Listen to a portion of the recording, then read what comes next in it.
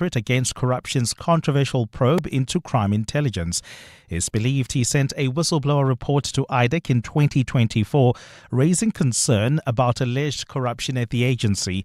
But some IDEC officials presented different versions of his reports at the Commission, and today the inquiry will establish which one is true.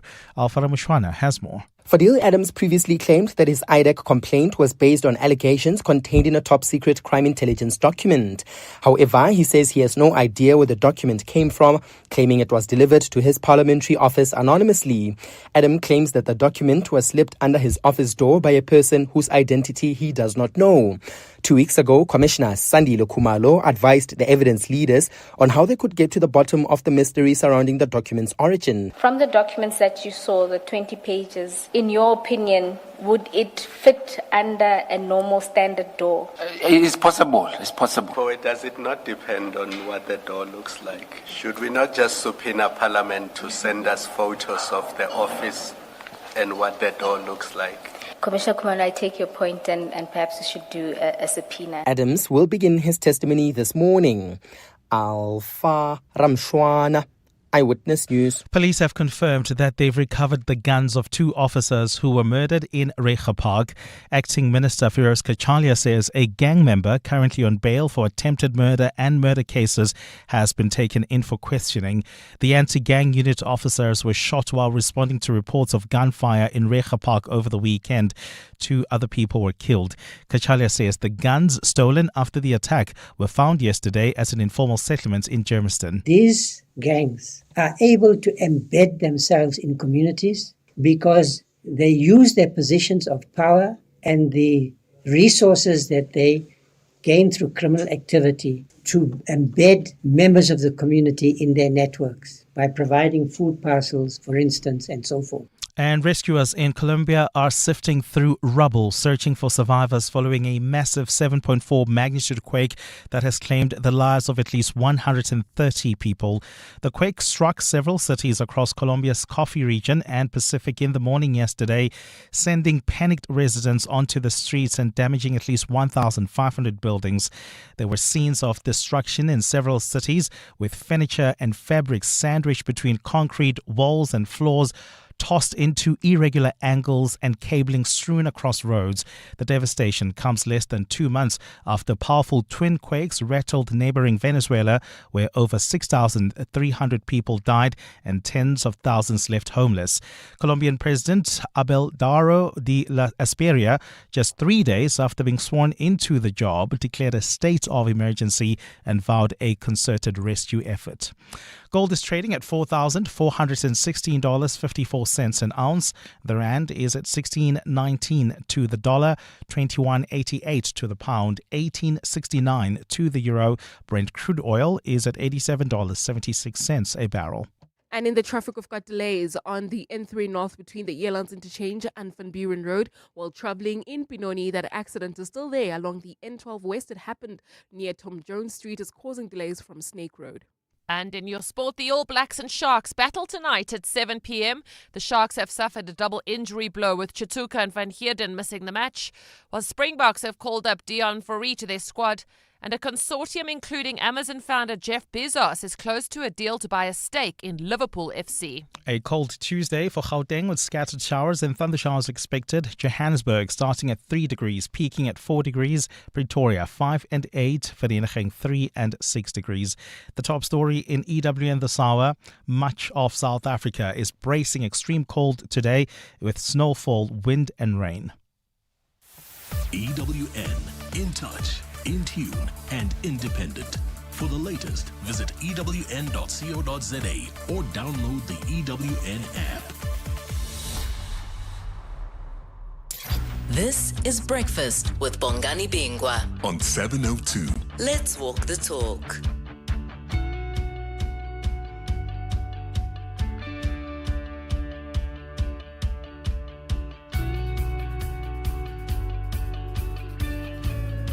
Six minutes after 6 o'clock. Welcome to the program. It is, it's a Tuesday, isn't it? It's not a Monday. It's a Tuesday, the 11th of August, the year of our Lord, 2026. My name is Bongani Bingwa. Welcome to our program. How are you feeling this morning? Have you been able to get out of bed? Or are you just lying there away, snow blanketing the Drakensberg? Tourists, of course, flocking to go and see this beautiful snow that is covering all of the Drakensberg in the Eastern Cape, parts of the Free State, close to the Lesotho border. 3 mountain passes, we understand, are closed. City Power here in Johannesburg warning, in fact urging residents to be mindful of their electricity usage as cold, wet conditions continue to be a challenge over this coming week. Were you able to sleep through the night? How are you feeling this morning? You thought you were packing away your winter clothes, but actually now you realize you need them? On our menu today, we'll look at the tragedy of these 2 youngsters who died, one of them a grade 11 learner at St. Stithians. What's the latest? The police are now upgrading their tragic deaths to a murder investigation. A family torn apart by an awful, awful tragedy.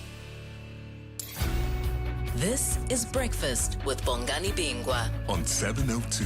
Let's walk the talk.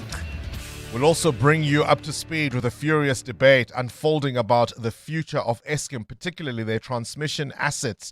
There's a row now that threatens to derail the reform process that President Ramaphosa began. Remember what he promised at the State of the Nation address earlier this year. In fact, he announced a plan shortly after the electricity minister had essentially announced a different plan. The president's SONA address almost overriding that.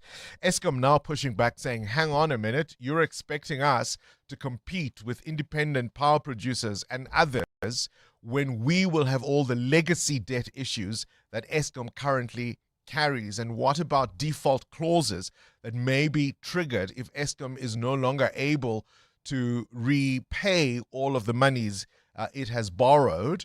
But critics are saying, whoa, you want to be player and gatekeeper. We'll speak to the chair of the power utility about that furious debate raging.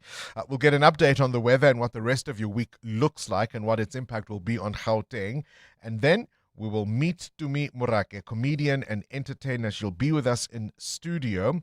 A sweet twist in the tale of Mzansi's First Lady of Comedy.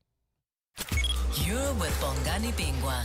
702 weekday mornings, 6 to 9 a.m. 702 Breakfast, of course, is brought to you by BCX, helping South African organizations turn cloud, data, and AI investments into faster decisions, smarter operations, and measurable business outcomes. As always, I'm not alone.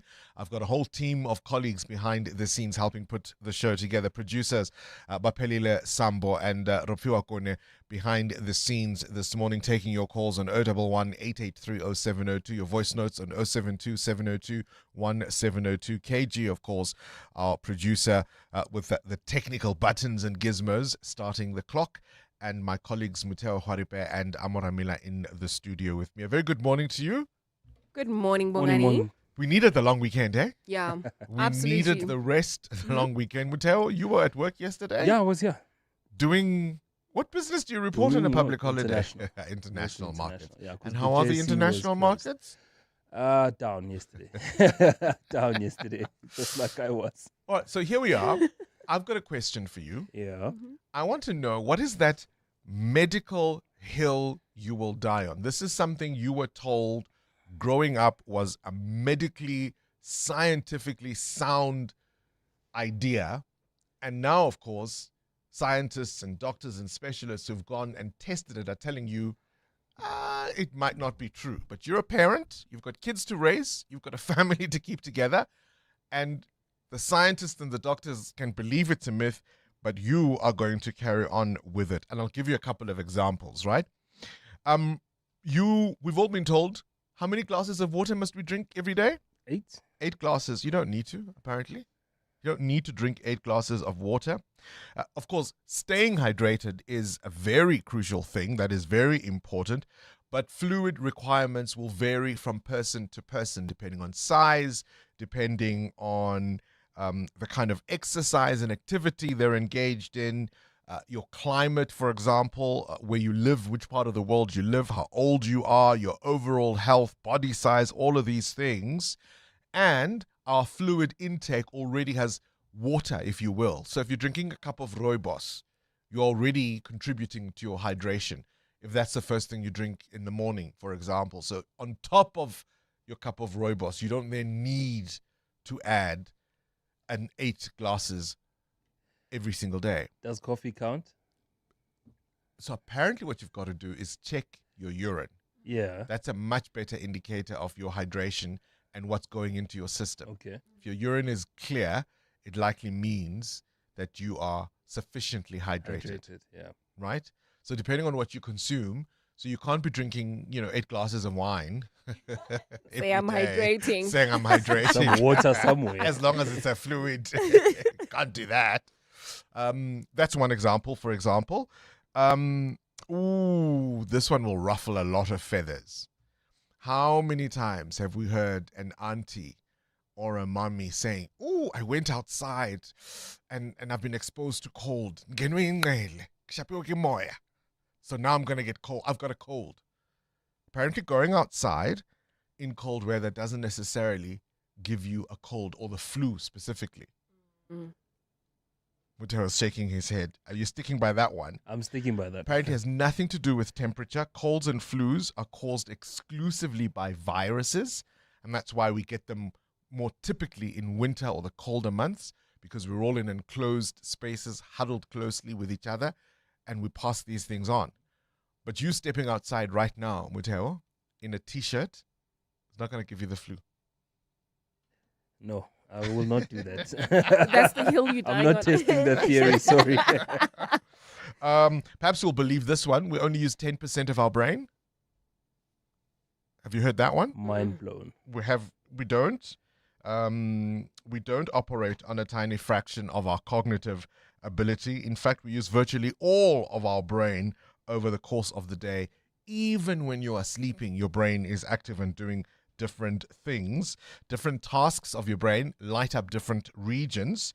But they say that we would not be able to maintain, the brain such as it is, because it uses so much energy, right? The human brain uses enormous amounts of energy, and we would not be able to maintain it if 90% of it was sitting there idle, not doing anything.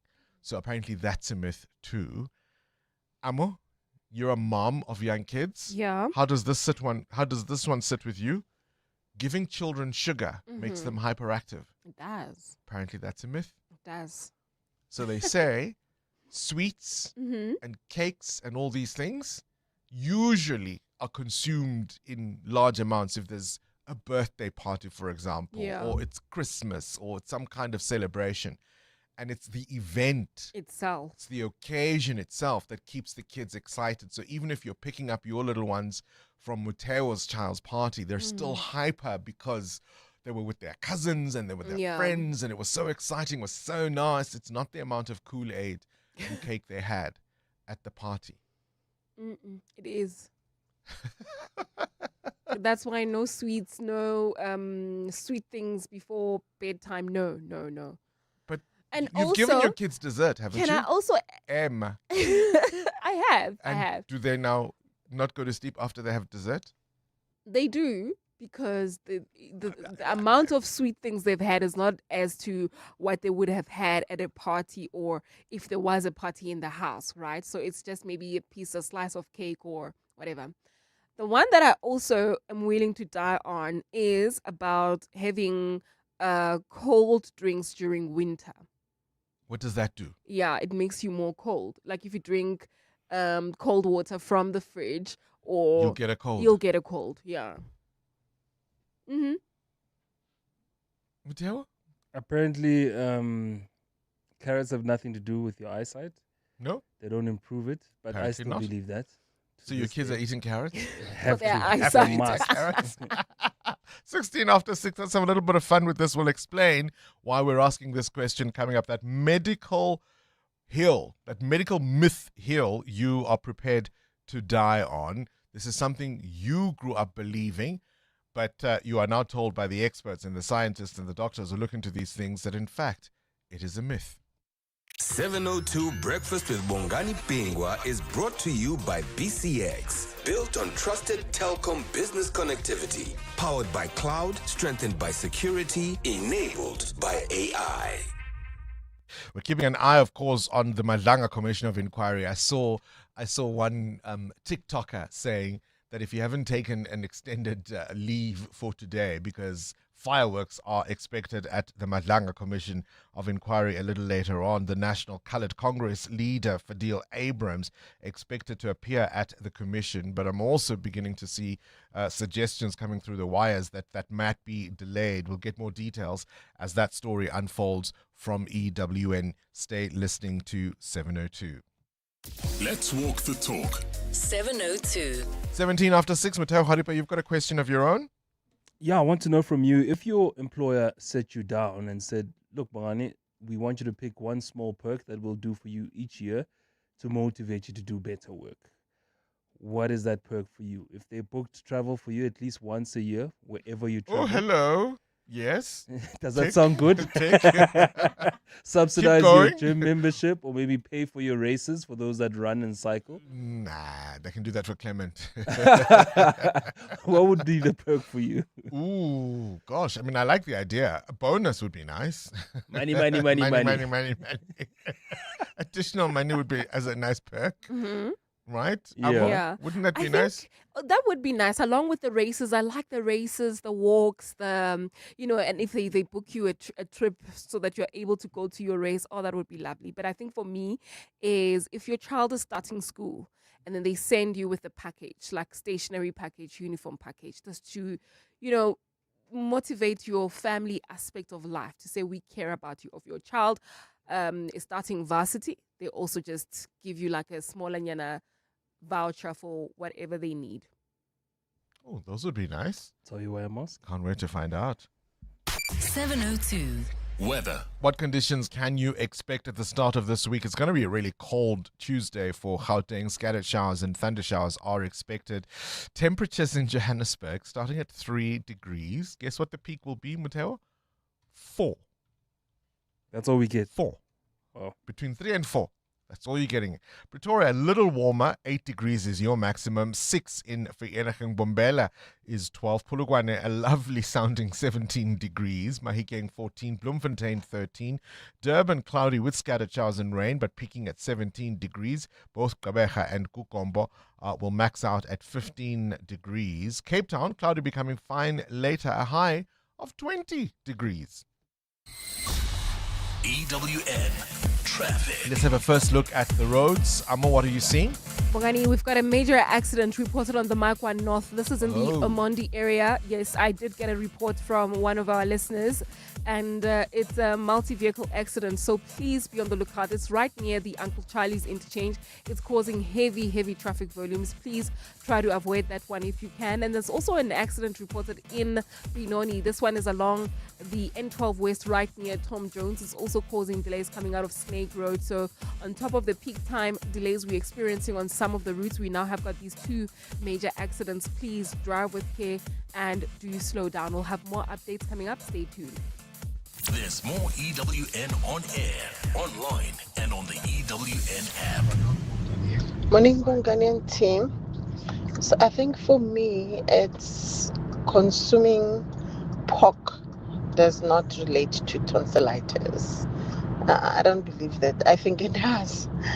Because I see my niece. I wanted to believe that, but I see my niece each time she will have a ration or anything with pork. Then the next day I can't swallow. Then it's this, they're sore. I think that for me, it's Ninis on the road. Pork inflames tonsils. I imagine that's what you mean. I've never heard that one before. I have never heard that one before. The idea that pork will trigger tonsillitis, but apparently it is a common myth. Gosh.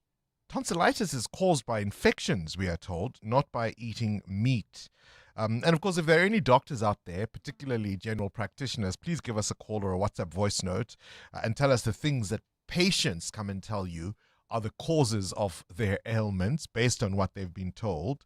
So no, it does not. I would imagine if you're eating maybe dry or really salted meat, whether it's pork or something else, that maybe might irritate your throat, but not necessarily because it is pork itself. But I'd love to hear from doctors and people who can explain these things better than us. We'll tell you why we're asking in just a moment. Start your day with Bongani Bingwa on 702. Let's walk the talk. 22 minutes after 6 o'clock, things you need to know at this hour. And this is really what prompts the question we've been asking this morning. I saw this in the Sunday World, of all places, actually. In the Sunday World of all places, 10,000 steps. How many steps a day do you walk, Mateo? I have no idea. Do you I don't aim have for a 10,000? monitoring device. No, I do not. You don't aim for 10,000? But I know a lot of people put in 10,000 and make it a point to put in 10,000 each day. Do you believe you should? I mean, I'm sure there's a medical reason behind it, no? But, Amu? No, I'm not bothered by steps at all. You don't try for 10,000 steps every day? Sfisa Zulu?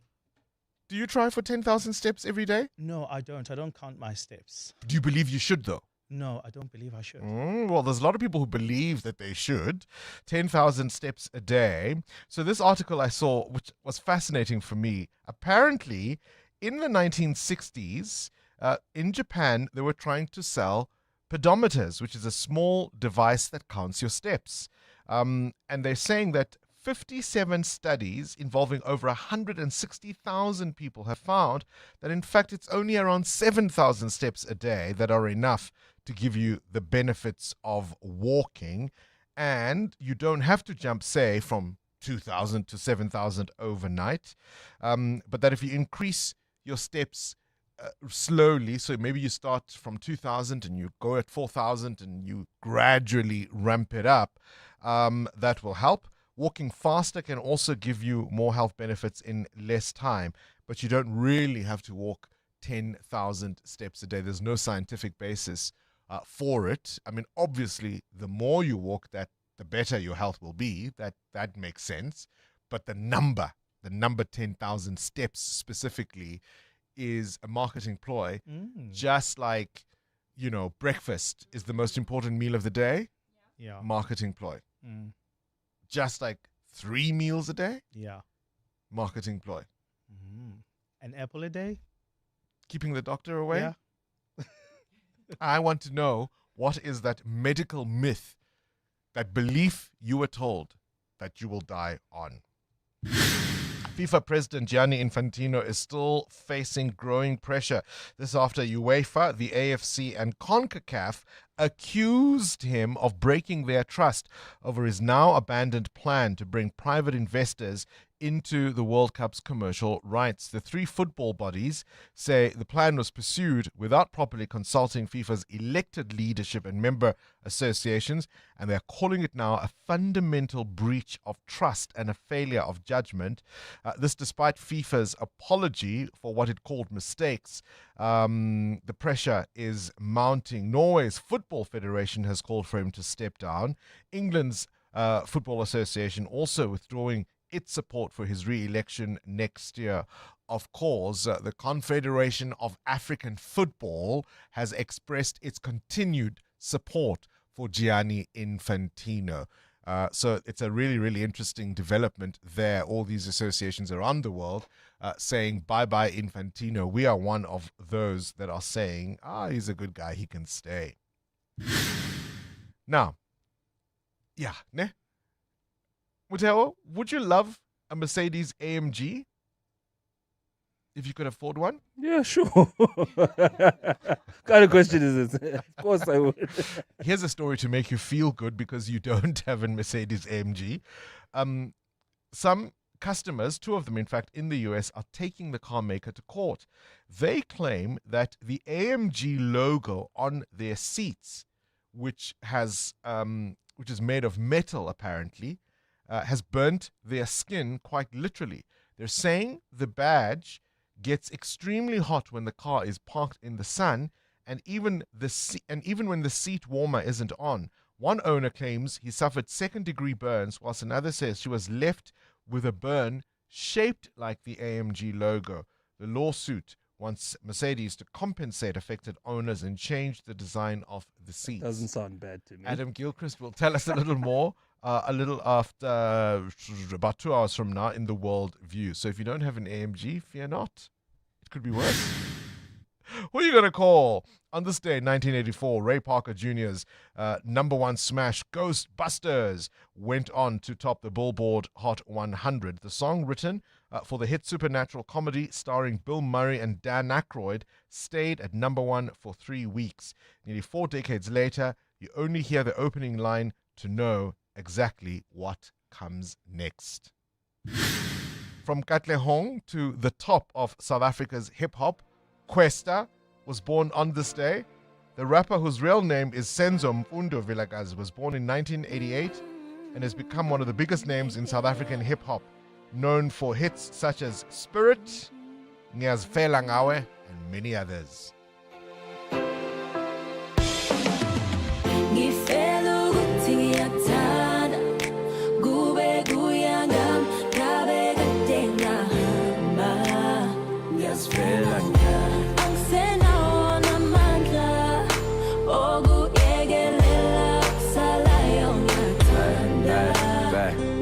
She said, I get 2 years with Natanda, babe.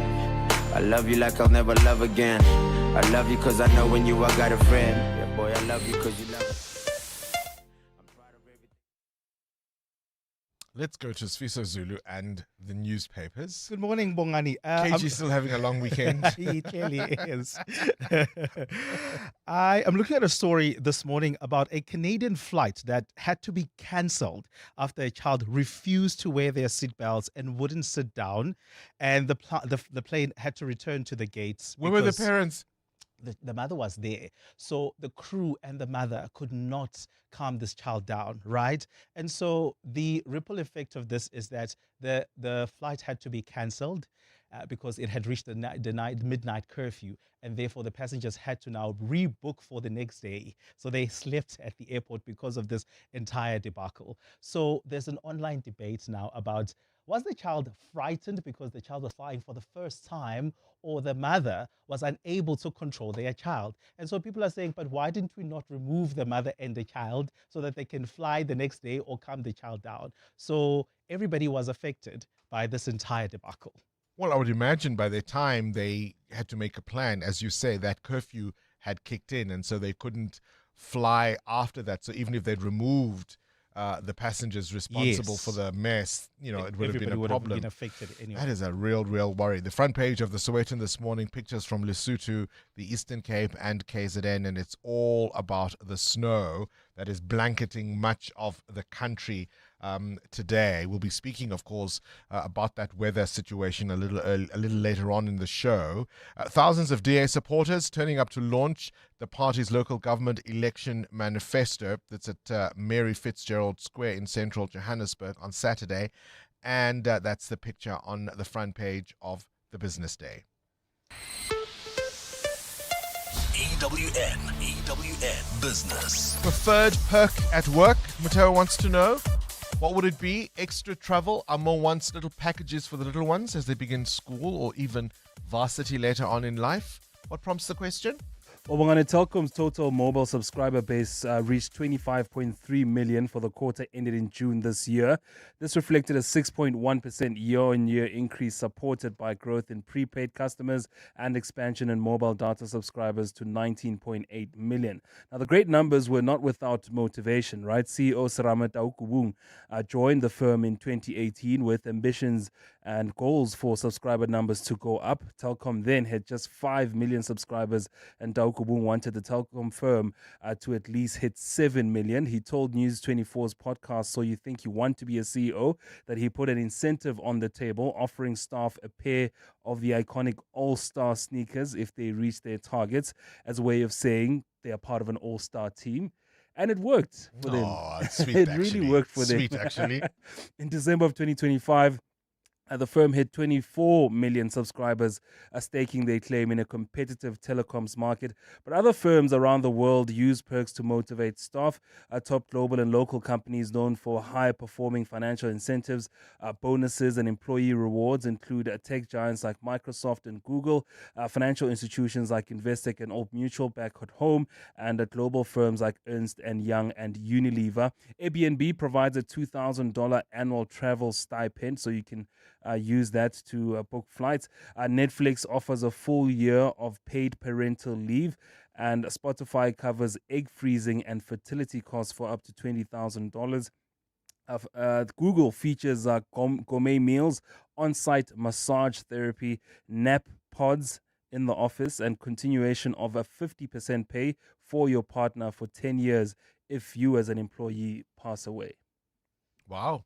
Those are incredible benefits. Great perks, right? Great perks. Great perks. Where's the rand? Is it perky this morning? Very perky this morning. 16 Rand 19 cents against the US dollar, in a good position at 18 Rand 69 cents against the euro, and 21 Rand 87 cents against the British pound. Price of gold at $4,412 an ounce, while platinum is at $1,763. Brent crude at $87 a barrel. More business after 7. Straight to the news desk we go. Sfiso Zulu, what you got? Thanks, Bongani. Good morning. We start with news just in. The leader of the National Coloured Congress, Fadil Adams, is unlikely to testify at the Madlanga Commission today. The Commission says its evidence leaders only received Adams' sworn affidavit and related annexures after 9 p.m. last night. They are likely to request a postponement so they can conduct the necessary consultations before Adams starts testifying. And when he does testify, Adams will have to explain how classified intelligence documents landed on his hands in 2024. He submitted a whistleblower report to IDEC asking the agency to investigate allegations that the Political Killings Task Team was abusing the Secret Service's accounts. Road users are being warned to be careful of extreme weather as many return to school and work after the long weekend. The Weather Service says windy and bitterly cold conditions will persist for most parts of Gauteng today. More traffic lights are expected to be off as City Power says its network is overloaded due to demand. City Power spokesperson Isaac Mangena. We are appealing to customers to help us protect the network by reducing the electricity consumption, particularly during the morning and evening peak periods, and by staggering the use of high consumption appliances in their homes. Friends of the late ANC Gauteng spokesperson Mzi Khumalo say his death came just weeks before he was due to take on his first case as a lawyer. Khumalo died in hospital yesterday after collapsing at his home. The former Gauteng Cooperative Governance MEC had recently completed his master's degree in law. Education MEC and prominent ANC member Lebogang Maile has shared his fondest memories with Khumalo. We were busy communicating about our articles. He had started already, and just yesterday he had sent me a message, very excited that he will be starting to preside his first case on the 28th of August. And rescuers in Colombia are sifting through rubble searching for survivors following a massive 7.4 magnitude quake that has claimed over 130 lives. The quake struck several cities across Colombia's Coffee region and Pacific in the morning yesterday, sending panicked residents onto the streets and damaging at least 1,500 buildings. There were scenes of destruction in several cities, with furniture and fabric sandwiched between concrete walls and floors tossed into irregular angles and cabling strewn across the roads. The devastation comes less than 2 months after powerful twin quakes rattled neighboring Venezuela, where more than 6,300 people died and tens of thousands left homeless. A cold Tuesday for Gauteng with scattered showers expected today. The temperatures are at lows of 3 and 5 degrees, peaking at highs between 4 and 8 degrees. And in the traffic, we've got delays on the Maikwaan North. This is between the Uncle Charlie's interchange and the Crown turnoff. It's due to a major accident reported near Xavier Street, causing these massive queues. Please be on the lookout there. There's another accident on the N12 West, right near Tom Jones Street, also causing delays coming out of Snake Road. The top story this hour: the leader of the National Coloured Congress, Fadil Adams, is unlikely to testify at the Madlanga Commission today. Smart business moves mean more cash flow. Switch to Outsurance Business Insurance and you could get a massive 20% discount on your business insurance premium. Here's Dr. Fahim from Matrix Dental.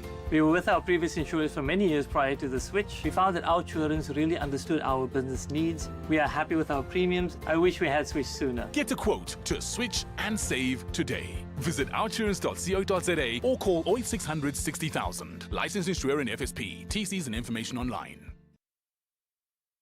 The CSIR International Convention Center has over 40 years of experience in hosting international, local, and national business events. This purpose-built venue is set on a tranquil campus in Pretoria East, in the knowledge hub and science diplomacy capital, the city of Tshwane. Host your next business event at a venue where innovation meets experience. Visit csiricc.co.za for more information. The CSIR International Convention Center, where smart minds meet. This is 702 Breakfast with Bongani Bingwa, brought to you by BCX. Built on trusted connectivity, powered by cloud, strengthened by security, enabled by AI. Good morning, team. The medical myth that I am standing by is the use of castor oil. I grew up knowing that before we return to school, after school holidays, we need to detox, to clean our system with a castor oil. And I do the same with my kids. When term 3 started, guess what we did on that Monday? She had castor oil to prepare for term 3 because I didn't want any child sick after consuming large amounts of sweets and the goodies that they ate during school holidays. So yeah, I know that's a myth, but me, I believe it, and to the grave it goes. It's Prudence from Soweto. Good morning, Bongani. Good morning, team. I also agree with the previous lady. Pork definitely gives you tonsillitis. I had severe tonsils almost my entire life.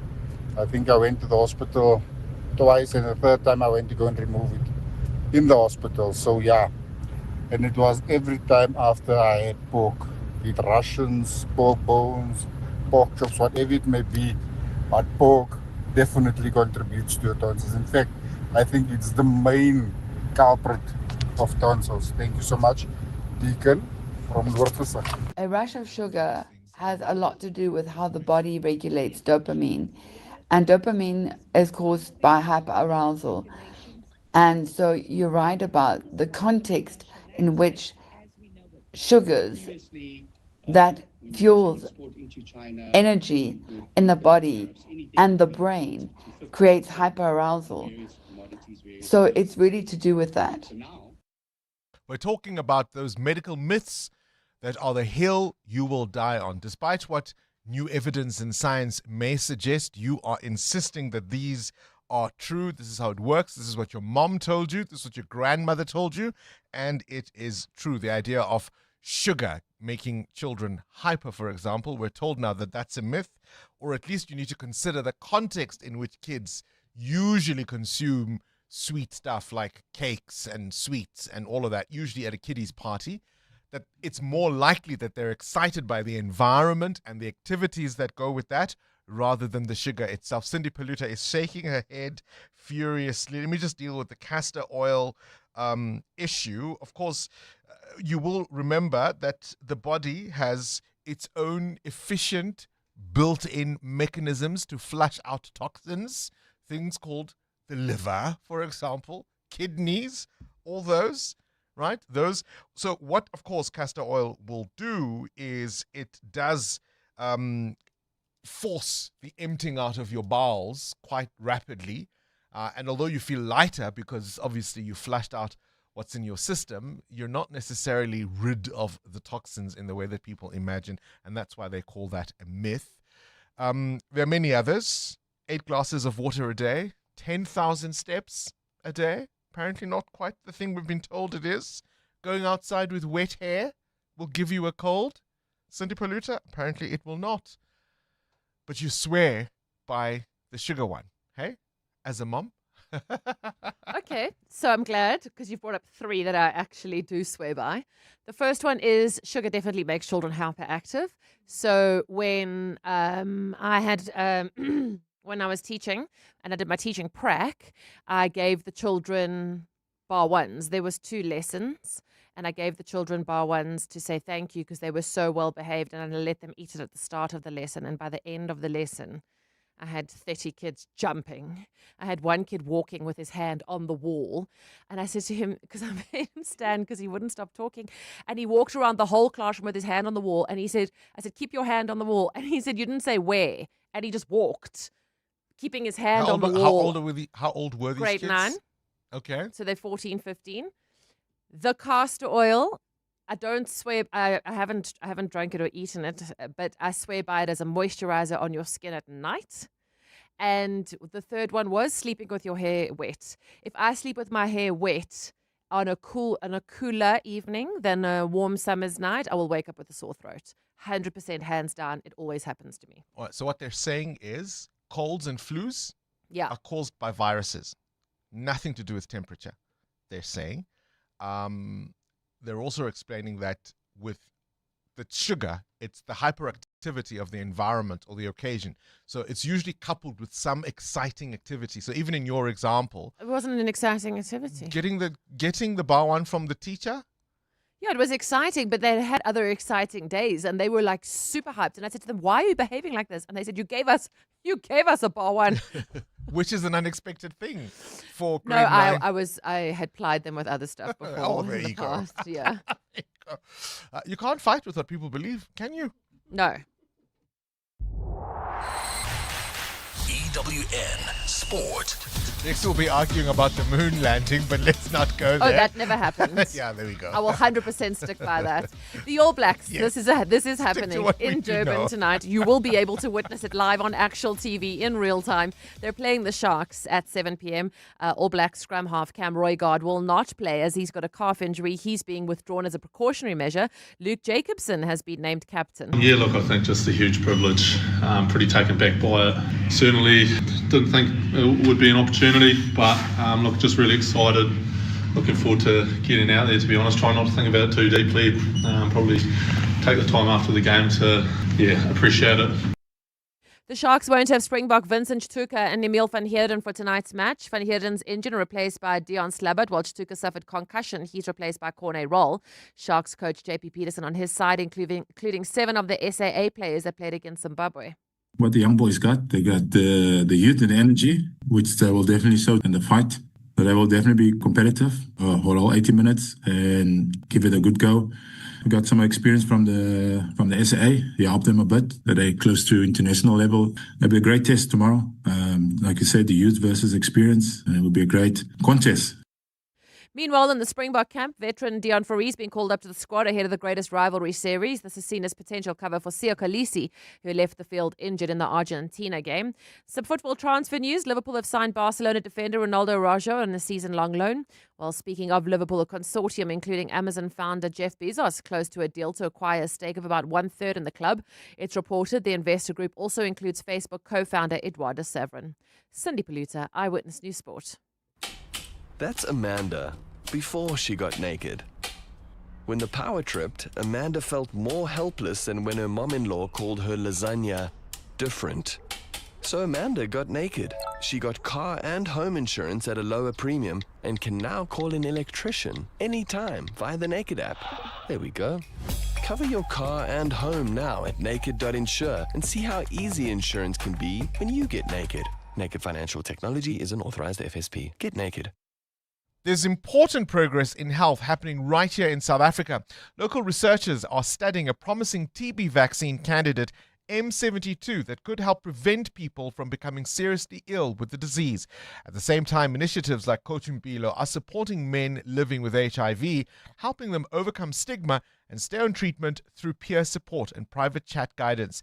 It's South African science, innovation and community leadership contributing to the future of global health, supported by the Gates Foundation for over 25 years.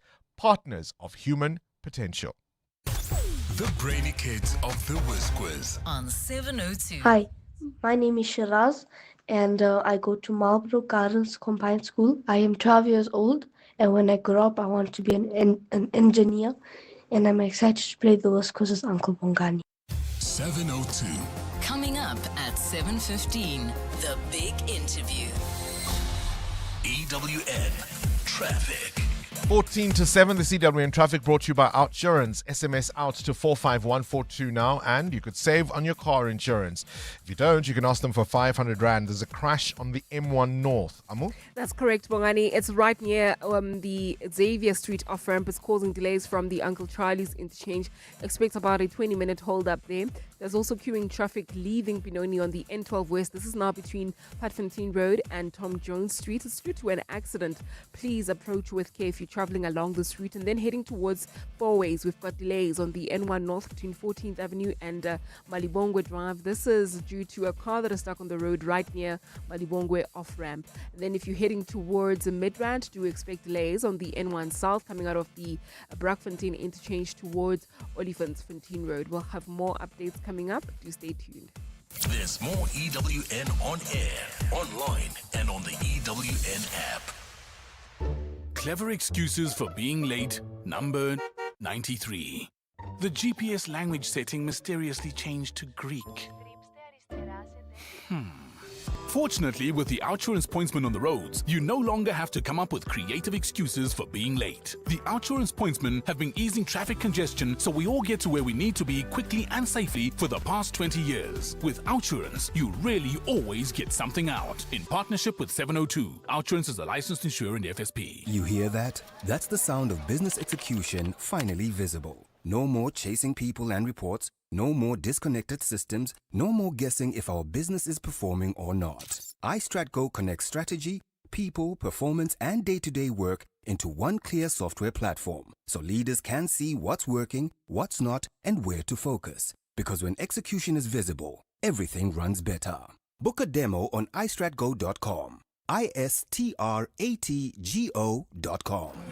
That's Fani before he got naked. Fani's insurance premium went up for no reason, irritating him more than when the boys ignored the really funny meme he posted in the group chat. What? So Fani got naked. He got comprehensive car insurance and a way lower premium in seconds on the Naked app. Go Fani. Get a car and home insurance quote now at naked.insure and see how much you can save when you get naked. Naked Financial Technology is an authorized FSP. Get naked.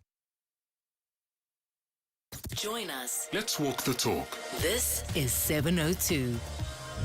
Good morning, Bonks and the team. 702 Land Bongals. That first VN pertaining to consumption of pork meat triggering tonsillitis, I fully concur with the lady. I'm a victim of that. Any consumption of pork meat triggers tonsillitis. As a result, I hardly ever consume pork meat. I think, in every potentially 2 to 3 years, I consume pork meat once. And I get tonsillitis subsequent to consumption. Jordan, Kempton Park, have a splendid Tuesday. So they say tonsillitis is in fact caused by infections and not quite eating meat. So it could be influenza, it could be rhinovirus. Sometimes it could also be bacteria. And when you're exposed to those, your tonsils then swell as part of your immune system's response to fighting off whatever pathogen may have affected them, not the actual meat itself. That's what the science says, but we're talking about those medical myths. We are being told they're myths, but that is for you, the hill you will die on.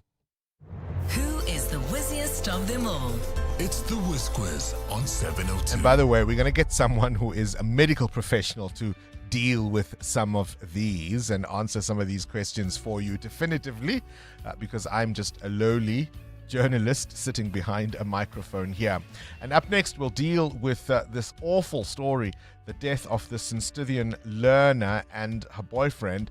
Police in Mpumalanga now upgrading that into a murder investigation It suggests that one died from strangulation, the other by suicide. We'll give you an update on that story. In the meantime, Shiraz is 13 years old and joins us now, goes to Marlborough Gardens Combined School, wants to be an engineer later on in life. Shiraz, how are you feeling about playing today's Whiz Quiz? I'm feeling awesome. Hey. Oh. What is your strongest category for the Whiz Quiz? Do you think? I don't know. You don't know? All right, that's fine. We'll see. Let's see how you do. It's a pleasure to meet you. Oh, it's a pleasure to meet you too, Shiraz. Listen, good luck to you, mate. Have fun with it, hey? Have fun with it. Okay. All right, Thank here we you. go. KG, start the clock. Complete the saying, you can't have your what and eat it. Pass. Cake. Which movie series features Optimus Prime and Megatron? Transformers. Correct. True or false? There are 52 full weeks in a normal year. True. Correct. Which sport does not use a ball? Table tennis or badminton? Badminton. Correct. Does the word authentic mean genuine or false? False. It's genuine. From which American state is the term aloha? Is it Florida or Hawaii? Florida. It's Hawaii. Which river runs between South Africa and Zimbabwe? Pass. Limpopo. What is the process of a caterpillar turning into a butterfly called? Metamorphosis or photosynthesis? Metamorphosis. Correct. What is 25 times 3? 75. 75 is indeed the correct answer. And bit of a rough one there for you, Shiraz. Bit of a rough one, I'm afraid.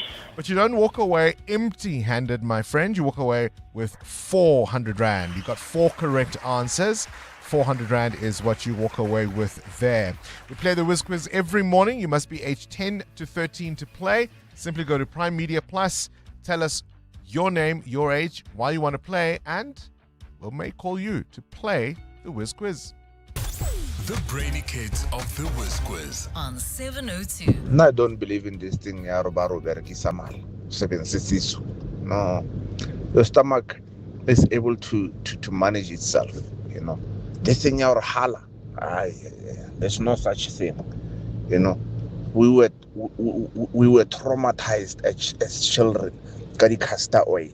For what? For something that is a myth that they believe exists. No. There's no such thing. The only time you drink laxatives is if you are not able to pass a bowel. That's the only time you drink any laxatives. And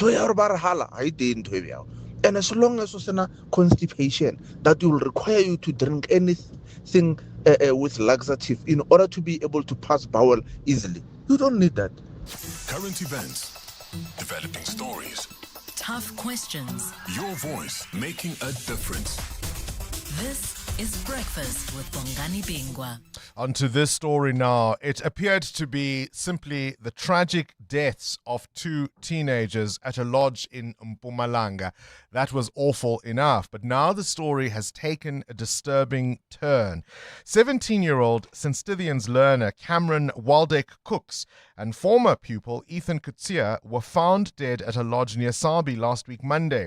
Police initially opened an inquest, but a post-mortem examination has since led to a murder investigation, with findings indicating that Cameron may have died from strangulation and suffocation. As investigators work to establish exactly what happened, questions are emerging about the events leading up to the deaths, the relationship between the 2 teenagers, and what might have happened inside that lodge. EWN Nkoskona Malinga Mnisi has been following that story and uncovering the details that perhaps are not as clear as what the headlines may tell you. He joins us now. Nkoskona, we heard about the story last week Monday, and there's been lots of information and messages and statements doing the rounds. Are we any clearer now about what might have happened at that lodge? Good morning, Bongani. The details are still very sketchy, but I think we are starting to see a picture emerge, at least from the accounts of the family of 17-year-old Cameron. in that a post from one of her siblings emerging over the weekend, essentially saying, and I'm paraphrasing here, that my sister did not die peacefully. That Ethan was someone that the family of Cameron considered to be someone close to them. But all of that trust now eroded by the events that unfolded at Waterval. That's the lodge where the bodies of the two youngsters were then discovered. found. Yeah. Just, I mean, without obviously apportioning or implying blame on anyone, we're talking now about a 17-year-old who had been with another family. Just explain that context. So she had essentially gone on a hiking trip with two families, including the family of Ethan. And in fact, we understand that it was a Graham Katsier, the father of Ethan, who made this horrific discovery on Monday morning. And the reason her family says she had gone on this hiking trip was purely to fulfill some of the requirements of this presidential award. We know Cameron, at least by the accounts of her school and family, to have been someone who deeply loved sports and who was incredible at it.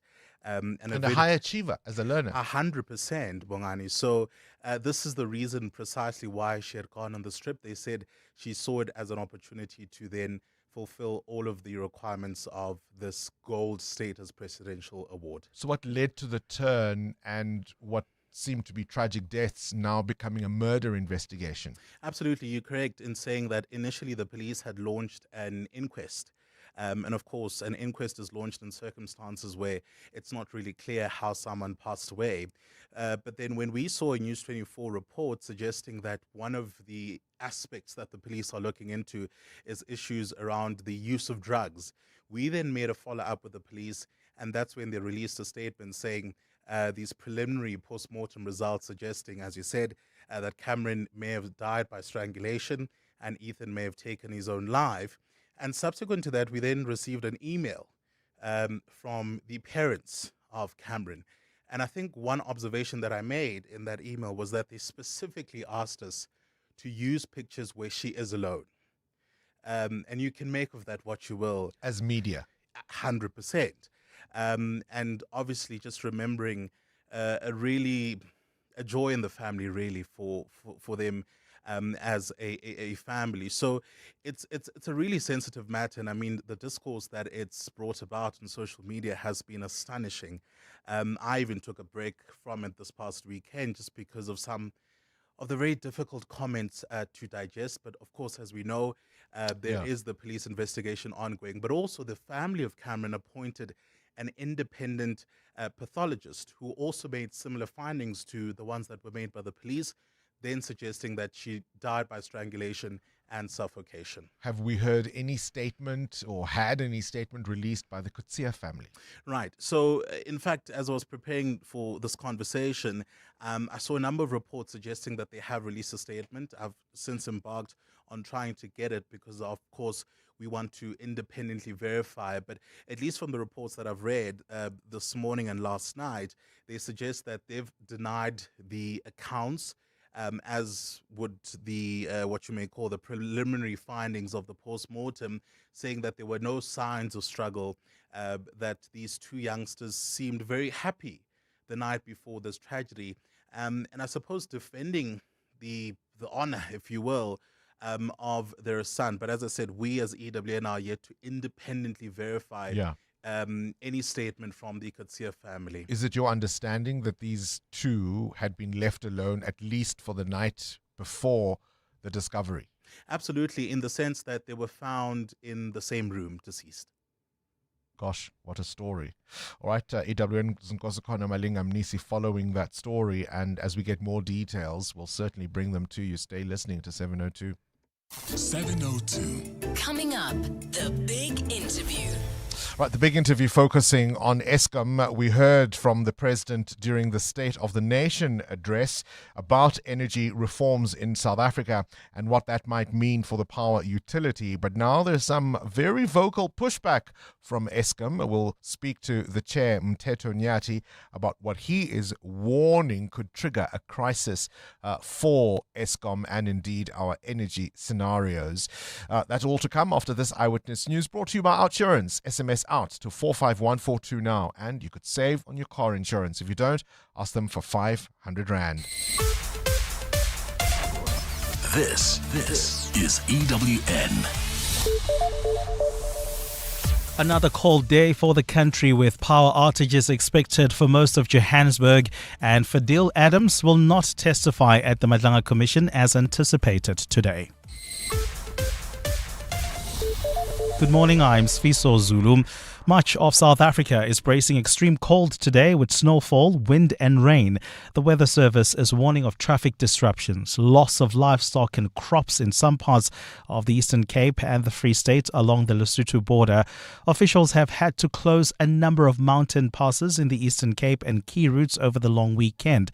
Spokesperson for the Provincial Department of Cooperative Governance and Traditional Affairs, Phelo Oliphant. At present, it's raining kids and dogs, and the high-lying areas of the Eastern Cape are covered in a blanket of snow, and the roads are dangerous and hazardous. While driving conditions remain extremely difficult on the N3 highway in KwaZulu-Natal, the N3 toll concession's Tanya Dugra warns motorists to drive with caution. Law enforcement officials and other members of the Road Incident Management System are on the ground, closely monitoring conditions and implementing safety measures to help mitigate any possible risks. The cold spell has caused power outages in many parts of Johannesburg, with City Power saying its network is overloaded due to demand. Spokesperson Isaac Mangena says teams are working to clear the backlog and they are responding to new faults. We are appealing to customers to help us protect the network by reducing the electricity consumption, particularly during the morning and evening peak periods, and by staggering the use of high consumption appliances in their homes. The leader of the National Coloured Congress, Fadil Adams, is unlikely to testify at the Madlanga Commission today. The Commission says its evidence leaders only received Adams' sworn affidavit and related annexures after 9 p.m. last night. They are likely to request a postponement so they can conduct the necessary consultations before Adams starts testifying. And when he does testify, the NCC leader will have to explain how classified intelligence documents landed in his hands. In 2024, Adams submitted a whistleblower report to IDEC asking the agency to investigate allegations that the Political Killings Task Team was abusing the Secret Services account. Alfara Mushwana has more. Fadil Adams previously claimed that his IDEC complaint was based on allegations contained in a top-secret crime intelligence document. However, he says he has no idea where the document came from, claiming it was delivered to his parliamentary office anonymously. Adam claims that the document was slipped under his office door by a person whose identity he does not know. 2 weeks ago, Commissioner Sandile Khumalo advised the evidence leaders on how they could get to the bottom of the mystery surrounding the document's origin. From the documents that you saw, the 20 pages, in your opinion, would it fit under a normal standard door? It's possible. It's possible. But does it not depend on what the door looks like? Should we not just subpoena Parliament to send us photos of the office and what the door looks like? Commissioner Khumalo, I take your point and perhaps we should do a subpoena. Alfa Ramshwana, Eyewitness News. The University of Cape Town says it's protecting the institution's integrity as legal proceedings are set to start between the council and Vice-Chancellor Musa Moshabela. Moshabela has approached the Western Cape High Court to challenge aspects of a council decision that raised concerns about his conduct. Remedial measures were imposed despite an independent investigation finding no basis for disciplinary action. Carlo Peterson has more. The investigation examined 34 complaints from staff and students relating to Moshabela's conduct and interactions within the university community. UCT Council Chair Norman Arendse says the concerns were first brought to the Council's attention by the university's independent Ombuds Office. He says Council sought independent legal advice and followed a process designed to ensure fairness, confidentiality and institutional independence. UCT has confirmed the matter is now before the courts and it would not be appropriate to comment on the case. The University Council is set to hold a special meeting this week before deciding on the way forward in relation to the court case. Carlo Peterson, Eyewitness News. And a Russian attack in Ukraine's southern Zaporizhia has killed 5 people and wounded 20. Moscow has stepped up ballistic missile strikes in recent weeks, which only certain air defense systems, including U.S. Patriots, are capable of intercepting. At the same time, Ukraine has been increasing its strikes against Russian cities far from the border. Yesterday, a Ukrainian drone strike on the central Russian region of Tatarstan killed at least 13 people in one of the deadliest attacks carried out by Kyiv since the war began more than 4 years ago. Gold is trading at $4,407.48 an ounce. The rand is at 16.19 to the dollar, 21.87 to the pound, 18.69 to the euro. Brent crude oil is at $87.47 a barrel. And in the traffic, traveling in Marshalltown, we've got delays along the M2 East. This one is an accident that's been reported right as you come out of the Crown interchange. As a result, the M2 West is also backed up due to the scene. If you are traveling in the Germiston area, do expect delays along the N3 North between the Elands interchange and Van Buren Road. And in your sport, a double injury blow for the Sharks. They're without Jatuka and Van Heerden for tonight's game with the All Blacks at 7 p.m. Well, the All Blacks are resting scrum half Cam Roygaard due to a calf strain, and Liverpool have signed defender Raja from Barcelona. A cold Tuesday for Gauteng with scattered showers and thunder showers expected. Johannesburg starting at 3 degrees, peaking at 4 degrees. Pretoria 5 and 8 degrees, Vereniging 3 and 6. The top story in EW and this hour, much of the country is bracing extreme cold today, along with snowfall, wind and rain. EWN, in touch, in tune and independent. For the latest, visit ewn.co.za or download the EWN app. To save money, you cancel subscriptions before the free trial ends. So why not spend 10 minutes getting an OUTsurance car insurance quote like 34-year-old Pretty, who saves 338 Rand. And I'm here to stay. That's an awesome 338 Rand saving on Pretty's 2025 Kia Sonet. Do it now. SMS out to 45142. That's out to 45142. OUTsurance saves 48-year-old Adam an unbelievable 1,803 Rand on his 2020 Audi Q3. 1,803 Rand. Big drop. If you haven't had a valuation on your premiums for a while, it's worth going to OUTsurance. You also get 5 million Rand third-party liability cover, covering damage to the other person's vehicle in an accident. How much money could OUTsurance save you? Get a quote now. SMS out to 45142. That's out to 45142. Licensed insured FSP. TCs and information online. This is Breakfast with Bongani Bingwa on 702. Let's walk the talk. As you might expect, South Africa continues to be a noisy place. Much of the focus and conversation today will be about the weather. Extreme conditions around the country, snow blanketing much of the Eastern Cape, the Free State and even Lesotho. Windy, bitterly cold conditions are said to persist for the rest of the day in Gauteng today. So I'm hoping you are keeping warm wherever you are. City Power has issued notice to be mindful of our electricity consumption and usage, of course, because it is going to be cold. Snow chasing turns out to be quite a thing. I don't know if you've seen some of the images coming from social media, people posting pictures and videos chasing the snow. We know that at least 3 mountain passes have been closed, so be careful that you don't get stuck as you chase the snow. But I got to tell you, some of those visuals are pretty stunning. Developing news, the leader of the National Coloured Congress, Fadil Adams, who was expected to testify at the Madlanga Commission of Inquiry today. That might not happen.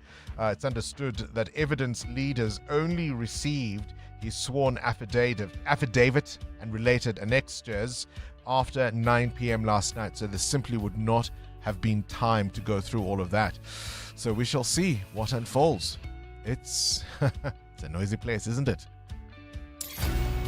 This is Breakfast with Bongani Bingwa on 702. Let's walk the talk. I saw an article that I thought was really, really interesting. It made me stop and think. This was in the Sunday World over the weekend on Sunday. And it was all about the 10,000 step goal that so many people have.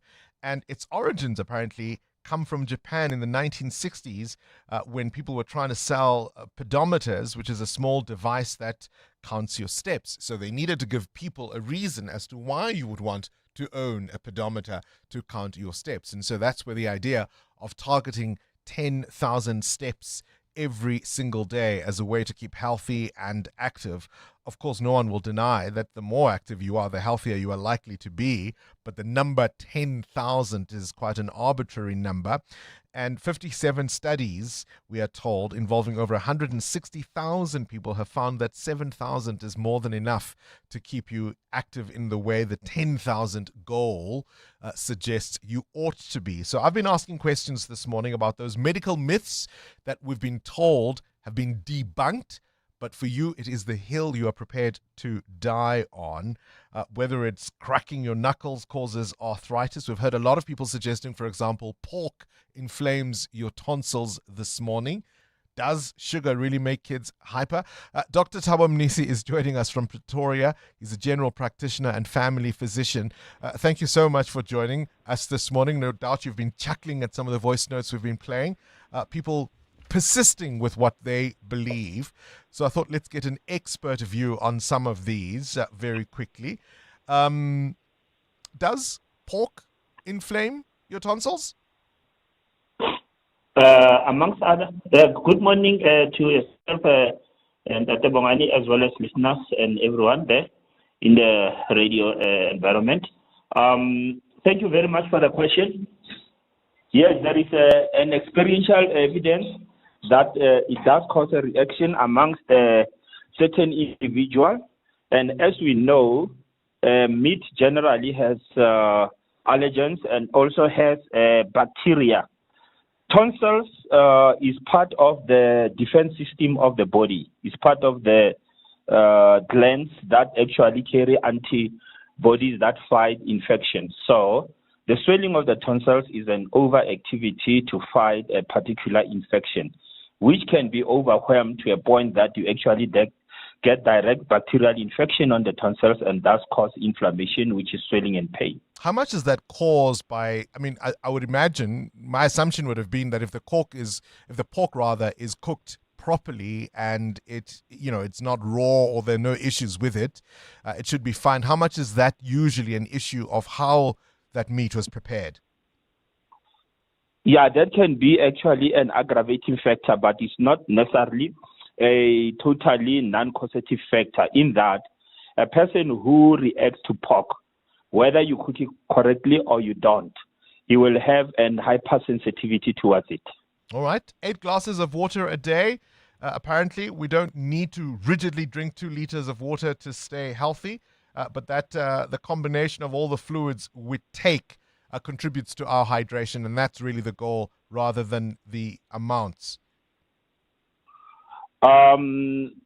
For your kidneys to function, and actually the issue of how much water you take is based on the minimum of that 2 liter or 2 liters a day in 24 hours, or 8 cups of 250 mils if you are living a sedentary life. But for people who are active and so on, they will need higher amounts of up to 3.7 liters, especially for male, and female could be a little less than that, just under 3 liters. But actually 2 liters is the bare minimum, of which is pure water, assuming that you are eating vegetables, fruit, and other things, because 80% of water should come from what you drink in fluids, and then 20% of the water would come from the other foodstuffs that you're taking.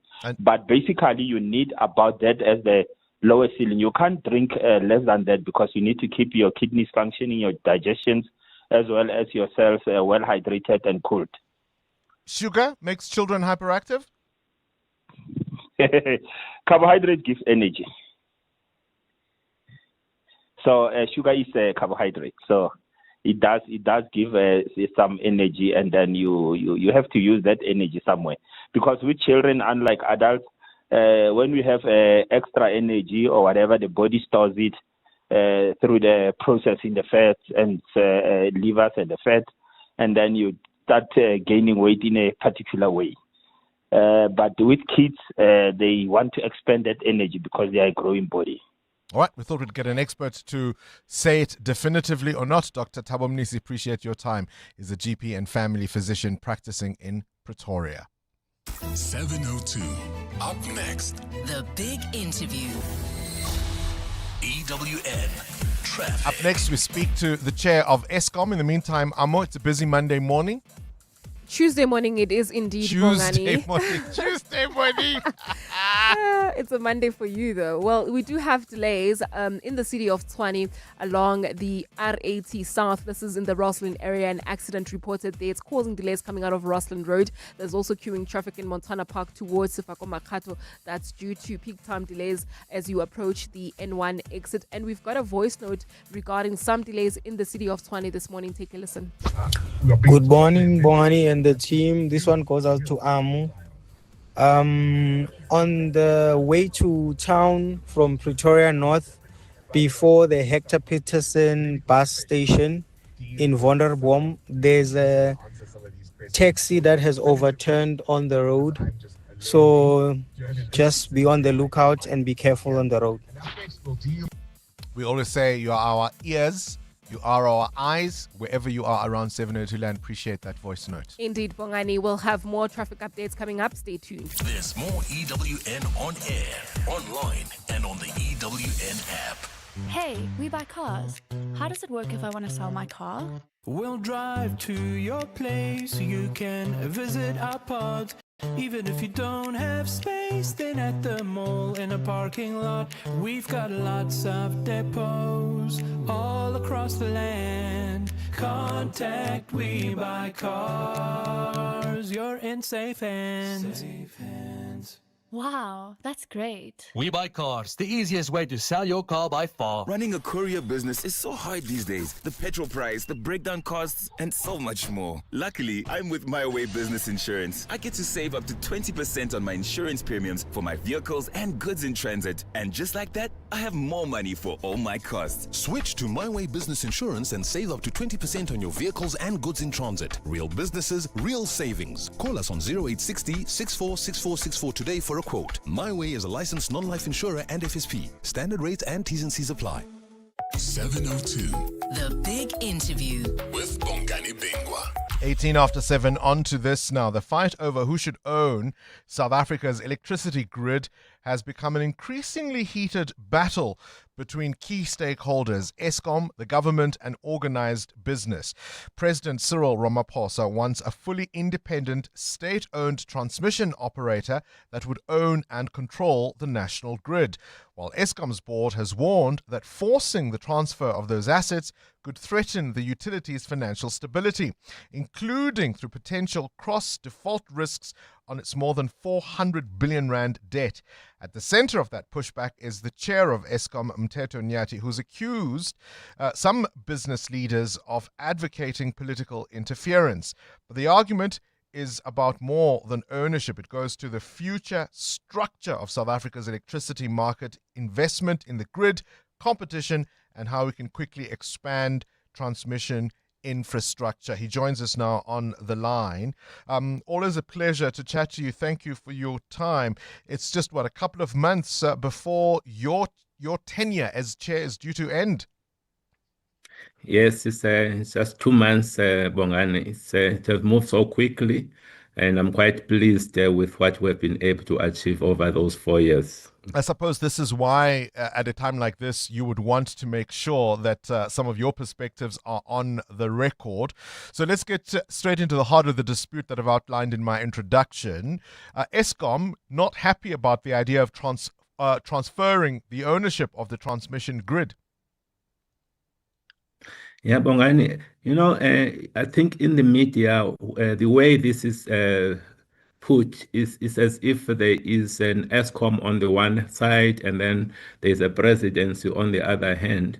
What we often are missing in all of this is that we all share the same vision about the future of the electricity market in South Africa. And that vision is a vision where there is competition and when there is fair access to the grid for all of the participants. We all agree with that. At the State of the Nation address, our president indicated that you need to have a transmission system operator that also owns assets. We also in agreement with that, but in our view, is really a question of time. When does that happen? And what we have over the last 6 months have been able to do is to be able to converge where we are now, the presidency, the three ministers that are responsible for this, and ESCOM, we are all singing from the same hymn book. We all are saying that we would like to have the end state of a TSO that has got assets, but at the same time, we all agree that the issues that has been raised by ESCOM related to the finance side of things, they have to be addressed first. So that to us is really a big step forward, where all of the key parties are in agreement. And the president, he announced it about a week ago that in terms of phase two, that phase two must focus on the concerns that ESCOM has raised. That is really music to our ears, and we really appreciate and support that position. All right, without that development, then just explain how the threat of financial instability to ESCOM would have unfolded in the context, of course, of the 400 billion rand debt I spoke about. Yeah, like, I mean, if we think about as individuals, if you go and borrow, typically your lenders will be asking for collateral, and that will come in the form of assets. And now, if you go about and start to dispose of those assets without the consent of the lenders, you are going to be in trouble. It's the same situation here. We've got now, in fact, it's much less than 400 billion. We've got about 350 billion rand of debt that we have and continues to be coming down. And we're excited about that. But that debt is underpinned by these assets. So we cannot just go about and do restructuring without the consent. So that's the first thing. The second thing is that these assets come at a price. You know, they've got value attached to them, and we value them at about 110 billion rand. And we feel that as a country at this time, to be spending 110 billion compared to the many other things that are required, we do not necessarily think is the right thing to be doing at this time. And because you can be able to do what the ERA, the Electricity Regulation Amendment Act, is asking without transferring the assets immediately. So set up the TSO, allow it to perform its duty, and at the appropriate time, when now we have been able to reduce significantly our debt, transfer the assets. So that's the second thing. The third issue is around municipal debt. We know that our municipalities owe ESCOM close to about 118 billion rand. And if you now have you have the ESCOM that is left behind, without an asset like this one that is generating almost 40% of the earnings, you are putting the remaining ESCOM at risk. And this country still depends on over 80% of its energy comes from ESCOM.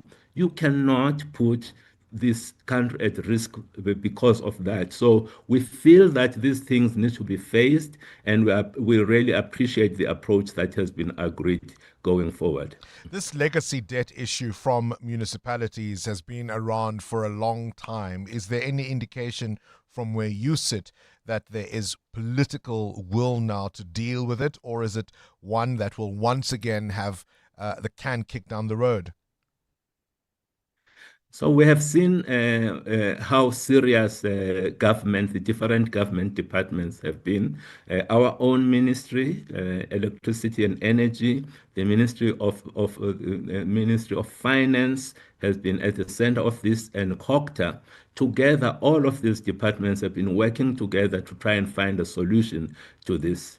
And what you have seen maybe about 2 weeks ago, Bongani, is where the National Treasury started to exercise its power by withholding what is called equitable share to these municipalities, and then asking them to make sure that they pay us as ESCOM. If whatever they've been given by National Treasury, they need to be paying forward to ESCOM.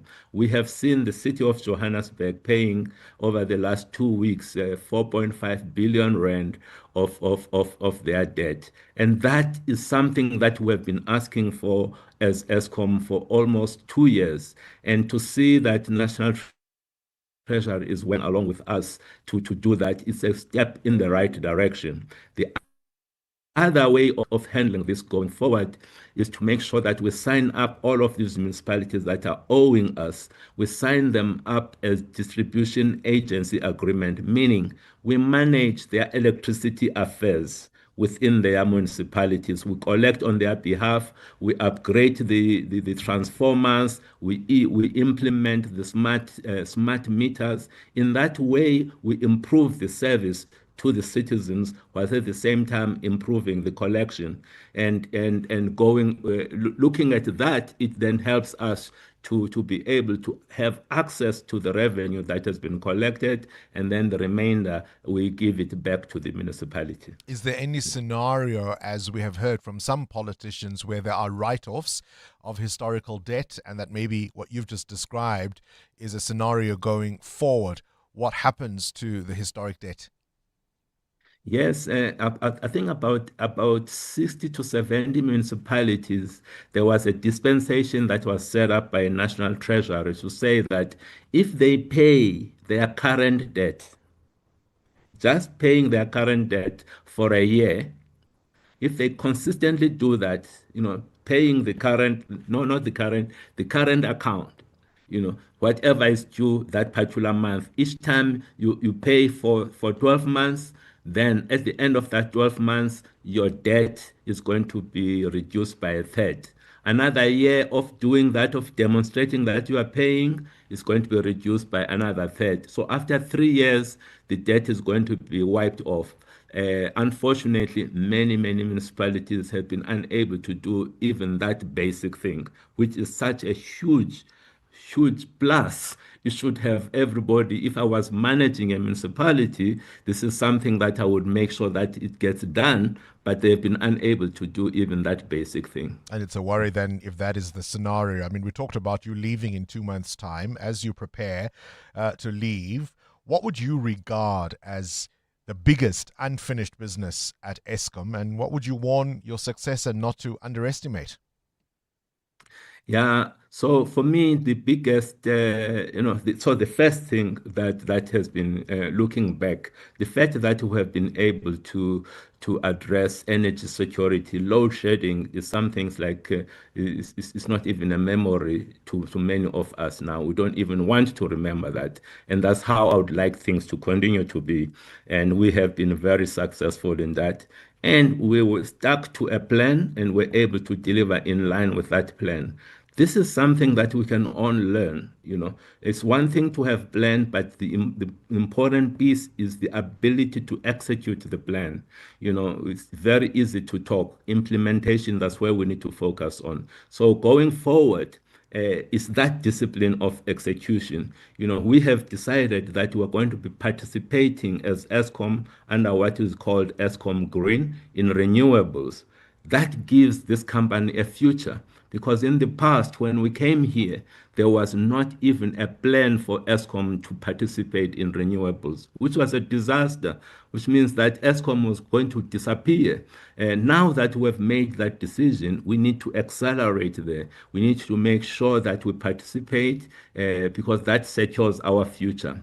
And the other piece, the big piece for me, the big risk that continues to keep me awake at night is this municipal debt. This is the big risk that we all face as a country, and we need to put our efforts to make sure that it gets sorted out. It's going to take a lot of leadership and strong political will, and of course this being an election year, perhaps we shouldn't hold our breath, but I appreciate your time. Teto Nyati, the chairperson of ESCOM. EWN Business. So, Kharipa, let's talk electronics hardware giant Nvidia. They've raised more cash for AI systems. Yeah, Bongani, Nvidia has partnered with 6 major Wall Street asset managers to launch financing platforms aimed at raising over $500 billion for artificial intelligence infrastructure. The chipmaker also completed a massive $20 billion bond offering earlier in June. Nvidia designs specialized computer chips that power video games, data centers, and global artificial intelligence systems. The component manufacturer has partnered with Apollo Global, Blackstone, BlackRock, Brookfield Asset Management, Goldman Sachs, and KKR. The effort aims to mobilize more than $500 billion in third-party funding for hyperscalers, better known as massive cloud computing and data center operators. So really pumping in the money into the AI future. All right, let's talk about the rand. 16 Rand 19 cents against the US dollar. It's in the green this morning at 18 Rand 69 cents against the euro. 21 Rand 88 cents gets you a British pound. Price of gold is up marginally at $4,401 an ounce, while platinum is down at $1,758. Brent crude at $87 a barrel. More business after 8. Straight to the news desk we go. Children in the Eastern Cape, Swisa Zulu, safely ensconced in their beds this morning. This eyewitness news, of course, brought to you by Khaliks. Khaliks, for the businessman who knows what he wants. Well, yeah, schools have been closed in the Eastern Cape in places gripped by extreme weather. Traffic continues to be severely disrupted by snowfall across the province, while a number of mountain passes and key routes are completely closed. The Provincial Cooperative Governance and Traditional Affairs Department has urged parents to keep children indoors over the next 2 days. Department spokesperson Pello Oliphant. Because of the extreme bone-crushing cold that has hit the province, the schools will be suspended today and tomorrow. We urge all communities not to go to school, as the Department of Education, in collaboration with ASCOTA, are working and monitoring as we speak. Meanwhile, in Gauteng, as many return to school and work after a long weekend, Gauteng road users are being warned to be careful. Traffic lights are out in many parts of Johannesburg, as City Power says its network is overloaded due to demand. City Power spokesperson Isaac Mangena. We are appealing to customers to help us protect the network by reducing the electricity consumption, particularly during the morning and evening peak periods, and by staggering the use of high consumption appliances in their homes. Police have confirmed that they have recovered the guns of 2 officers who were murdered in Reiger Park. Acting Minister Firoz Kachalia says a gang member currently on bail for attempted murder and murder cases has been taken. Gang boss Nafis Modak is set to continue in the Western Cape High Court today. Taufik Brown has denied being the leader of a Woodstock gang allegedly used by Modak to commit at least 2 murders. Brown, known as Bubbles, is one of 14 co-accused in the trial. Carlo Peterson has more. Taufik Brown faces an array of charges linked to the murders of Nicholas Jerskap, Richard Joseph, and the attempted murders of criminal attorney William Booth and alleged underworld figure the late Andre Nordier. A state witness and self-confessed hitman who can only be identified as Mr. A previously testified that Brown is the leader of the terrible Westsiders gang in Woodstock. Mr. A told the court he was a gang member and took instructions from Brown to commit murder on behalf of Modak. Brown has admitted to being part of the gang, but insists he was never the leader. Prosecutors are set to continue questioning Brown today. Carlo Peterson, Eyewitness News. And the Heats Foundation has unveiled plans to bring innovative cervical cancer treatment technology to public hospitals. The women-led organization says the initiative will bring clinically proven treatment into the country's healthcare system.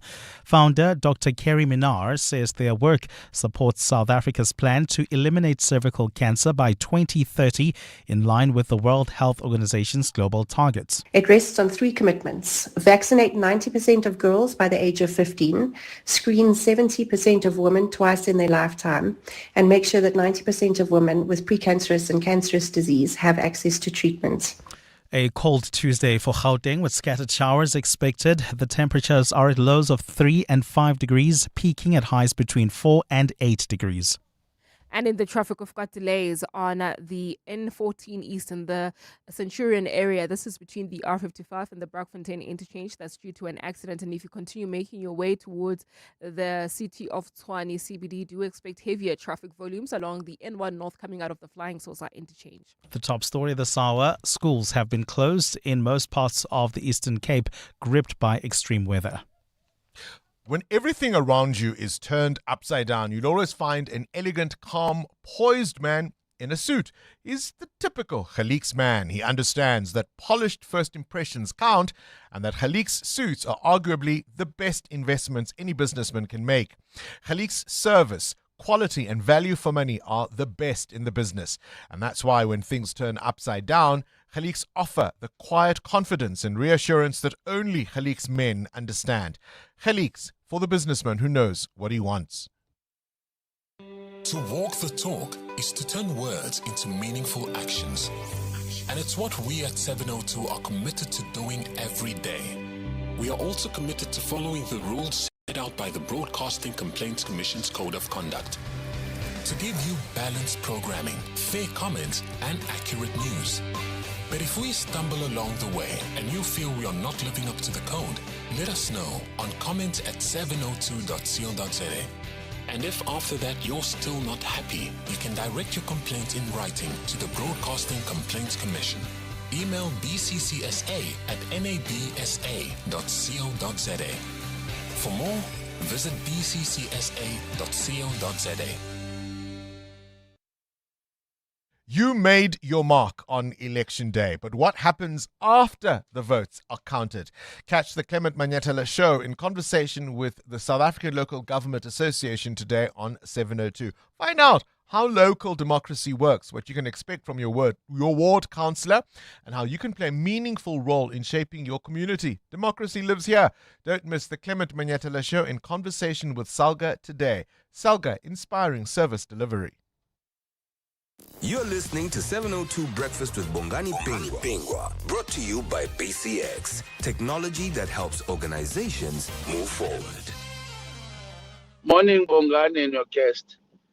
It is surprising and funny that Eskom is comfortable to take over electricity services in municipalities, but they are unwilling to transfer assets because they're saying that they have debt, and the same municipalities are also struggling with debt. And also, we were bailing this Eskom when it was struggling. The chair is not saying anything about the over 1,000% electricity increase that South Africans have encountered over the years. So it's like they just want to collect revenue, without thinking for South Africans. Electricity is not affordable. What is the chair's view on that point? Thank you. Right, the price of electricity is, of course, something that is dealt with by the regulator. Eskom asks for what it needs to make sure that the system is functioning, and that's a fight perhaps you can take up with the regulator in terms of the price of electricity. But I think you can look back at the tenure of Mteto Nyati when he jumped in 2022. We were in the middle of load shedding. It's a memory most of us actually want to keep buried, right? Somewhere deep and dark and far away. We don't really even want to remember where we have come from as far as that is concerned. And here we are 4 years later, and whatever the conversations around Eskom may be, none of them at this stage are about the return or even of load shedding being a reality. 702. What's the question? What's the question is brought to you by Outsurance. A chance for you to win up to 3,000 Rand in cash. First, 1,000 Rand for the answer, and then a little later, 2,000 Rand if you can give us the question. SMS out to 45142 now, and you could save on your car insurance. If you don't, you can ask Outsurance for 500 Rand. Let's go to Sam, who is in Vosloorus. Sam, please give us today's answer. Hi, Wongs. That's Ghostbusters. Ghostbusters. And tell me, right. Sam, have you got yourself a ghost busting quote from Outsurance? That's right, Wongs. Your biscuit. 1,000 Rand is coming your way, all thanks to Outsurance and 702. Sam's answer is Ghostbusters. What might the question be? Call us if you know on 011 883 0702. EWN Sport. Cindy Paluta, what a game Friday night was. The Stormers versus the All Blacks. I think at one point we thought, oh gosh, this could go into something. I mean, of course, the All Blacks became the All Blacks. We do it again tonight with another side. Absolutely. I do, however, believe that the Sharks will be easier opposition than the Stormers were for the All Blacks. And the Sharks have suffered a double injury ahead of tonight's game, which kicks off at 7. Springbok Vincent Chituka has concussion. He's replaced by Deon Slabbert. Emil van Heerden's injured and replaced by Corne Roll. The Sharks side has 7 players who played for the SAA side against Zimbabwe. Coach JP Peterson's not worried about his youthful side struggling. What the young boys got, they got the youth and the energy, which they will definitely show in the fight. So they will definitely be competitive for all 80 minutes and give it a good go. We got some experience from the SAA. He helped them a bit. They're close to international level. It'll be a great test tomorrow. Like you said, the youth versus experience. It will be a great contest. Also, injuries on the All Black side. They're opting to rest scrum half Cam Roygaard tonight as he's got a calf injury. Captain for the match is Luke Jacobson, who says his appointment was just as much a surprise for him. Yeah, we're in the huddle naming the team. I hadn't got any heads up, so it looked like a bit of a stun mullet there. But I mean, cool way to find out. Obviously, something that I just got to take with both hands, and yeah, just really humbled. Kick-off tonight at 7 p.m, as we said. Springbok coach Rassie Erasmus has called up Deon Fourie to his squad for the greatest rivalry. This is seen as potential cover for Siya Kolisi, who left the field injured in the Argentina game. Banyana's time at WAFCON is not completely done. They have to play the defending champions at Africa's top side, Nigeria, on Thursday, which is a World Cup qualification match now. Both sides were knocked out at the quarterfinal stage. Coach Desiree Ellis. Look, it's going to be tough. There was a lot of disappointment, a lot of sad faces, because they know what they put in, the effort that they put in, how close we were. Unfortunately, we have to lift ourselves up through that disappointment to make sure that we get ready for this next game. We've just got to take time to recover because that's going to be important. Recovery is going to be really important. Busy time at Liverpool in transfer news. They've signed defender Ronald Araujo from Barcelona on a season-long loan. And in the boardroom, it's reported a consortium, including Amazon founder Jeff Bezos, close to a deal to acquire a stake of about 1/3 in the club. It's reported Facebook co-founder Eduardo Severin, also part of the investor group. Cindy Paluta, Eyewitness News Sport. EWN Traffic. 17 to 8, let's catch up with the roads. There are delays in the capital. Amo, what's going on in Pretoria? That's correct, Bongani. Starting in Centurion, an accident right near the Brockfontein interchange causing delays coming out of the R55. As a result, in the Rohiskrol area, we are seeing delays. This is along Rohiskrol Road. People just trying to not use the N14 East. And then we've got more delays on the N1 North. Another accident there right near the Flying Saucer interchange, delays from Botha Avenue. The N1 South is also heavily backed up with delays from the N4 exit towards the Rigel Avenue exit. And then, of course, if you're heading towards the CBD, do remember that we still have got that taxi that overturned right as you approach the Eskom Pahlele Drive exit. And then there's also slow-moving traffic in Acacia along the R80 northbound. This is due to an accident near Rossland Road. Please approach with care. We'll have more updates coming up. Stay tuned. There's more EWN on air, online, and on the EWN app. 702 Breakfast with Bongani Bingwa is brought to you by BCX. Built on trusted telecom business connectivity. Powered by cloud, strengthened by security, enabled by AI. That's Kefense, before she got naked. Kefense's premium went up twice last year, and she was more confused than when her ex said, "I need to find myself," and then found somebody else. So Kefense got naked. She got comprehensive car insurance and a way lower premium in seconds on the Naked app. Good for you, Kefense.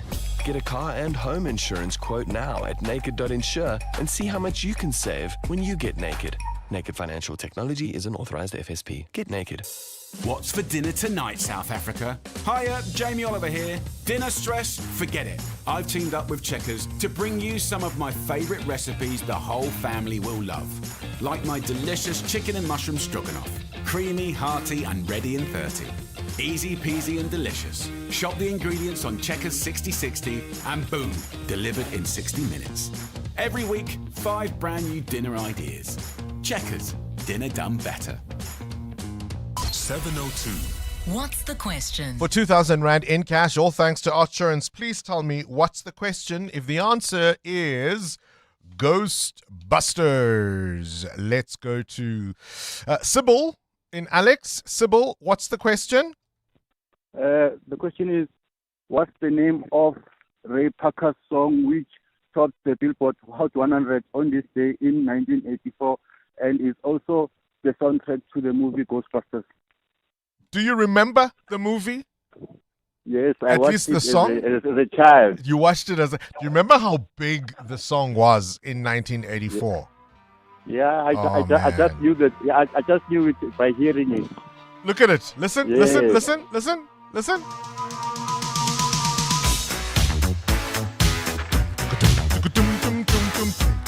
Sybil, you walk away with 2,000 Rand in cash. All thanks to Outsurance and 702. Who are you going to call? Something strange in your neighborhood. Who you gonna call? Ghostbusters! If there's something weird and it don't look good, who you gonna call? Ghostbusters!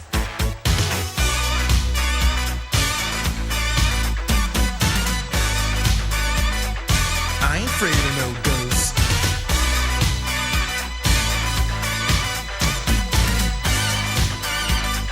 I ain't afraid of no ghosts.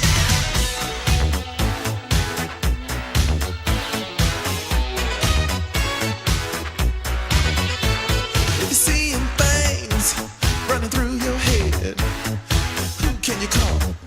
Ghostbusters! An invisible man sleeping in your bed. Oh, who you gonna call? Ghostbusters!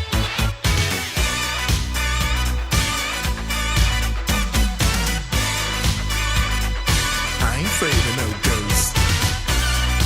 Oh, man. Topping the Billboard Hot 100 from one of my favorite years in music. 1984 has to be up there for me. Two of the best years, I would say, in the 80s were 84 and 89. And certainly this is one reason why. Ghostbusters by Ray Parker Jr. topping the Billboard Hot 100 on this day in 1984. Now, here's the thing about insurance. You only find out how good it is when it is time to claim. With Outsurance, you've got that peace of mind. The Ombudsman, an independent body that rules on complaints, confirmed in their 2025 annual report that Outsurance had the lowest overturned ratio of complaints. So isn't it time you switch to the insurer where you always get something out? Call 08600 60,000 or visit outsurance.co.za today. Outsurance is a licensed insurer and FSP. T's, C's, and information online. Cloud adoption is no longer the differentiator. Business value is. Today's leading organizations need more than technology platforms. They need better visibility, faster decision-making, and the agility to respond to change. BCX connects cloud, cybersecurity, managed services, AI, and trusted telecom business connectivity into one intelligent ecosystem that helps organizations improve operational performance, strengthen resilience, and create measurable business outcomes. BCX. Connected multi-cloud, intelligent business. BCX enables businesses. Visit bcx.co.za. Dad, how come Mom's not coming to my soccer game? Well, Mom isn't allowed to come to your soccer games anymore. Is it because she tried to tackle Coach KB for giving me a red card? Maybe. Humans who fiercely protect the people they love. Welcome. Search Liberty Protect to protect your life and legacy today. Liberty, in it with you, all of you. Liberty Group Limited, a licensed life insurer, an authorized FSP, and part of the Standard Bank Group. T's and C's, risks and limitations apply. What happens when one of SA's leading maths teachers decides that every learner deserves access to quality maths education? You get SIMI, the Shaya Izibalo Maths Institute, founded by Michael House maths teacher Paul DeVette. Already helping thousands of high school learners, SIMI provides CAPS-aligned maths workbooks, free teaching videos, and online revision sessions designed to build confidence and improve results. Whether you're a learner, parent, or teacher, visit Primedia Plus or simi.education and join the movement to improve maths grades. proudly supported by Prime Media Cares and Michael House Community Partnership Trust. 702 702. What's gone viral? with Kabazela. Time now for the world of viral content. Kabazela. Good morning to you, Bella. Gosh, family naps. There is nothing particularly in this weather that beats the idea of a family nap. I know, and we've just obviously come off the back of a public holiday long weekend, so I'm sure there were lots of naps had. Yesterday. Especially for some people yesterday. And I mean, like, this video we're talking about is quite funny because it's a Saturday, and they say every Saturday their family, round about 1 p.m., they go and have a nap. Now, they don't have young toddlers. I think it's a lot harder when you've got toddlers to try and have a nap around the house when they're running around and doing their thing. But they've got like sort of older kids who were napping, and they were napping, and the dogs were napping. So that's clearly their ritual on a Saturday. And a lot of people were saying that they love to come home on a Sunday after church, have a nap, and then they'll do, a big lunch or whatever later in the day. So, I mean, are you a napper on the weekend? Are you a nap family? Do you nap together? Or are you one of those people who are like, no, the weekends are meant to be for living. I'll sleep when I'm dead and I'll do my thing. I mean, I have a mate. He often mocks me because, like, I'll play golf on a Saturday and then I'll come home and then I like to have a little nap occasionally on a Saturday afternoon. And when I say to him, no, I don't really feel like doing much on the weekend, I'm, going to have a nap, catch up on some sleep. He looks at me and he's not impressed. He's like, napping? Who naps? Are you three? So not impressed at all with my napping. But, I mean, let's put it out there. Are you a napper? Do you love napping on the weekend? Do you do it as a family? Or is it just like, no, we sleep when we're dead? All right, are you a napper? Look, because of our unusual schedule, we have to sneak in a nap. This is for the breakfast team, of course. Those of us who are actually here at the studio, to be clear what I mean, at the hours that we come in, you have to sneak a nap in during the day. So it's become part of my routine. Yes. I usually hoy one before I go to the gym later on in the day. So that's my absolutely necessary thing to do, a nap. 40 winks. Do you take them as a family, though? And what's your favorite time to do it? Or are you one of those people who just goes and goes and goes and goes because sleep is for the dead? Let's talk about your second video, Kabazela. Your gully nickname. Yes, I came across this video on TikTok, and this is what he says. He says, do you have a gully nickname? Now, I don't know what a gully nickname is.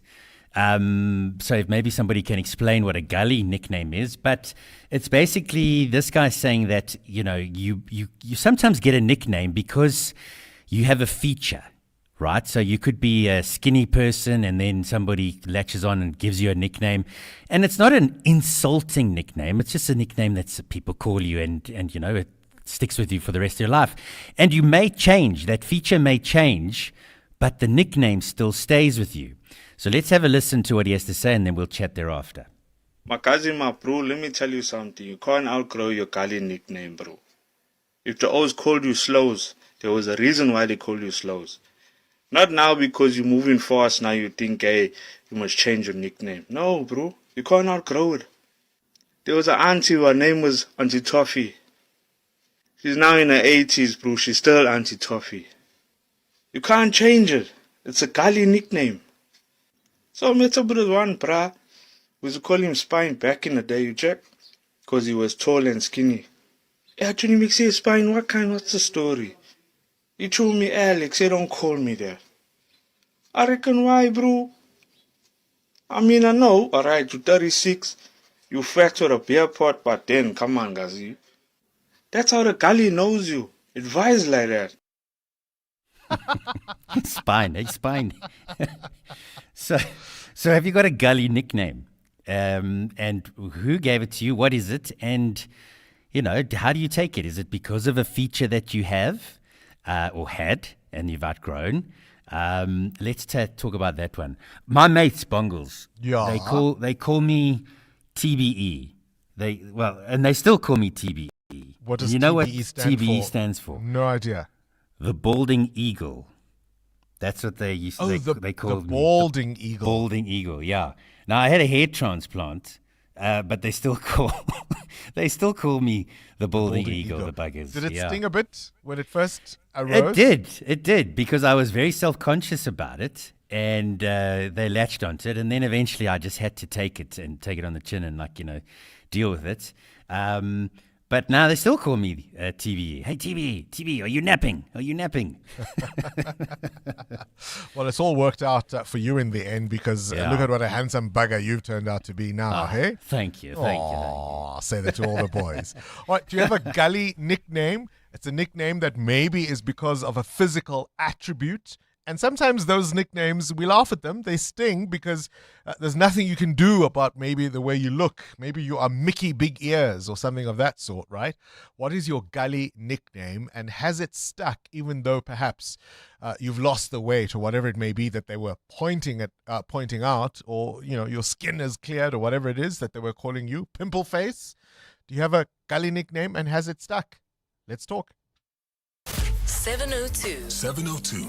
Feedback with Baphelile Sambo. Baphelile Sambo, we have to explain, even at your young age, yes, your youthful age, yeah, the and day, I'm still young, the by day the way. nap is important. It is, Bongani. I the don't time we're skip up. it. I advocate for naps. I make sure I even have an alarm. I make sure at home when I get home around 11 to 12, I'm usually asleep. Everybody knows that. Do you have an alarm though? Yes. So So that I wake up so we can continue working, by the way, because I can sleep. you And interrupt your nap. I do, because it's no longer a nap if you sleep more than an hour or two. So my body clock naturally, I can't sleep for tells very you. long during the day. So I don't need a nap to wake up. But my goodness me, And even alarm. if it's sometimes 20 minutes, sometimes that's all you need. I need a full hour sleep, and sometimes I'll extend it by 30 minutes. It'll depend how the day is in the group when we are prepping for tomorrow.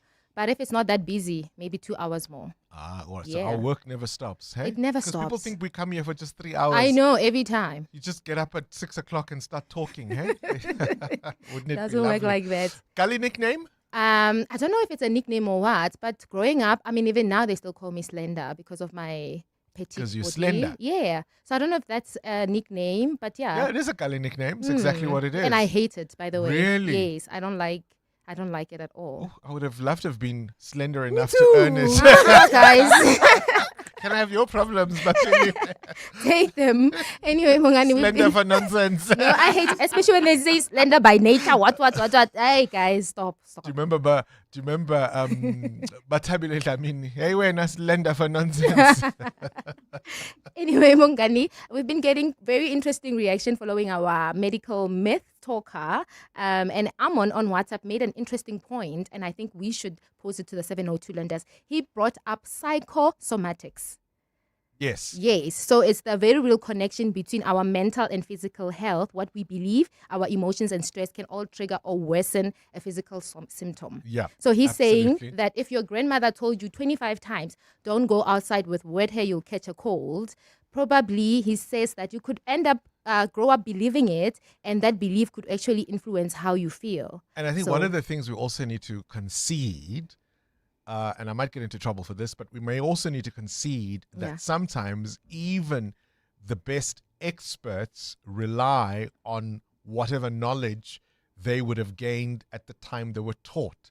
And so they don't always keep up with the latest research and busting of the myths, myths, as yeah. it were, because they were given, because some of these myths didn't just arise out of a thumbsuck. There was some kind of belief. reasoning, also some kind of scientific reasoning Yeah. or argumentation made for why it would be this way, right? If you think about the debates on low carb diets and what it meant for carbo loading Yeah, and yeah, yeah. runners and all of that, and how that has changed and seesawed, even from people like Professor Tim Noakes, who've changed their minds about some of the things they were advocating for. So sometimes even the medical experts need to keep up with the latest quick research one, and Bongani. information. I think this one was very interesting. Taru on WhatsApp also said if his dog licks his wound, it heals quickly. And he doesn't know how to explain it, but it happens. So I don't know. I can see that. But maybe, again, we'll get a voice note from a doctor. It's 8 o'clock. This is EWN. Cold conditions cause a ripple effect across the country, and Fadil Adams will be a no-show at Madlanga today. Good morning, I'm Sfiso Zulu. The extreme weather has forced schools to be shut, disrupted peak traffic and electricity supply in many parts of the country. South Africa continues to brace snowfall, wind and rain. Emergency services are on high alert for weather-related emergencies, while authorities are warning residents against the unsafe heating or unsafe use of heating devices as they try to keep warm. The KwaZulu-Natal Transport Department says it's closely monitoring conditions in places covered by snowfall. Spokesperson Dabezinhle Sbia provides an update on the situation in the province. Weather is overcast from Sidara towards midday along the N3. It is drizzling from Harrismith towards Van Rieneyn. N11 Amajuba Pass is open both directions. Snow is beginning to clear towards Memel. Potter's Pass to Memel is very clear. Meanwhile, in the Eastern Cape, the Department of Cooperative Governance and Traditional Affairs in the province says parents of school-going children should keep them indoors over the next 2 days. Department spokesperson Pello Oliphant. Because of the extreme bone-crushing cold that has hit the province, the schools will be suspended today and tomorrow. We urge all communities not to go to school, as the Department of Education, in collaboration with ASCOTA, are working and monitoring as we speak. Oliphant says they are urging residents to refrain from non-essential travel. Roads, different passes across the province are closed and the driving conditions are dangerous. We urge all the people in the province to exercise extreme caution as the weather conditions are severe. The leader of the National Coloured Congress, Fadil Adams, is unlikely to testify at the Madlanga Commission today. The commission says its evidence leaders only received Adams' sworn affidavit and related annexures after 9 p.m. last night. They are likely to request a postponement so they can conduct the necessary consultations before Adams starts testifying. When he does testify, the Coloured Congress leader will have to explain how classified intelligence documents landed in his hands. In 2024, Adams submitted a whistleblower report to IDEC asking the unit to investigate allegations that the Political Killings Task Team was abusing the Secret Services account. Alfara Mushwana has more. Fadil Adams previously claimed that his IDEC complaint was based on allegations contained in a top-secret crime intelligence document. However, he says he has no idea where the document came from, claiming it was delivered to his parliamentary office anonymously. Adam claims that the document was slipped under his office door by a person whose identity he does not know. 2 weeks ago, Commissioner Sandile Khumalo advised the evidence leaders on how they could get to the bottom of the mystery surrounding the document's origin. From the documents that you saw, the 20 pages, in your opinion, would it fit under a normal standard door? It is possible. It's possible. So does it not depend on what the door looks like? Should we not just subpoena Parliament to send us photos of the office and what the door looks like? Commissioner Khumalo, I take your point and perhaps we should do a subpoena. Alpha Ramshwana, Eyewitness News. The University of Cape Town says it's protecting the institution's integrity as legal proceedings are set to start between the council and Vice-Chancellor Musa Moshabela. Moshabela has approached the Western Cape High Court to challenge aspects of a council decision that raised concerns about his conduct. Remedial measures were imposed despite an independent investigation finding no basis for disciplinary action. Carlo Peterson has more. The investigation examined 34 complaints from staff and students relating to Moshabela's conduct and interactions within the university community. UCT Council Chair Norman Arendse says the concerns were first brought to the Council's attention by the university's independent Ombuds Office. He says Council sought independent legal advice and followed a process designed to ensure fairness, confidentiality and institutional independence. UCT has confirmed the matter is now before the courts and it would not be appropriate to comment on the case. The University Council is set to hold a special meeting this week before deciding on the way forward in relation to the court case. Carlo Peterson, Eyewitness News. And Russian attacks across Ukraine have killed at least 9 people overnight and wounded dozens. Moscow has stepped up ballistic missile strikes in recent weeks, which only certain air defense systems, including US Patriots, are capable of intercepting. At the same time, Ukraine has been increasing its strikes against Russian cities far from the border. Yesterday, a Ukrainian drone struck on the central Russian region of Tatarstan and killed at least 13 people, and in one of the deadliest attacks carried out by Kyiv since the war began more than 4 years ago. Gold is trading at $4,370.43 an ounce. The rand is at 16.20 to the dollar, 21.89 to the pound, 18.70 to the euro. Brent crude oil is at $88.02 a barrel. And in the traffic, we've got delays on the N12 and the R24 West. This is between Edenville Road and the Kilulis interchange. That's due to roadworks. There's also queuing traffic on the N3 North between the Kilulis turnoff and Vincent Chabalala Road. And in your sport, the All Blacks battle the Sharks in Durban tonight at 7 o'clock. Both sides have key players injured. Mamelodi Sundowns start their league campaign tonight against TS Galaxy. And Liverpool have signed defender Araújo from Barcelona. A cold Tuesday for Gauteng with scattered showers and thunder showers expected. The temperatures will peak at highs between 6 and 8 degrees. The top story in EWN this hour: the extreme weather has forced schools to be shut, disrupted peak traffic and electricity supply in many parts of the country. EWN, in touch, in tune, and independent. For the latest, visit ewn.co.za or download the EWN app. This is 702 Breakfast with Bongani Bingwa, brought to you by BCX. Built on trusted connectivity, powered by cloud, strengthened by security, enabled by AI. This is Breakfast with Bongani Bingwa on 702. Let's walk the talk.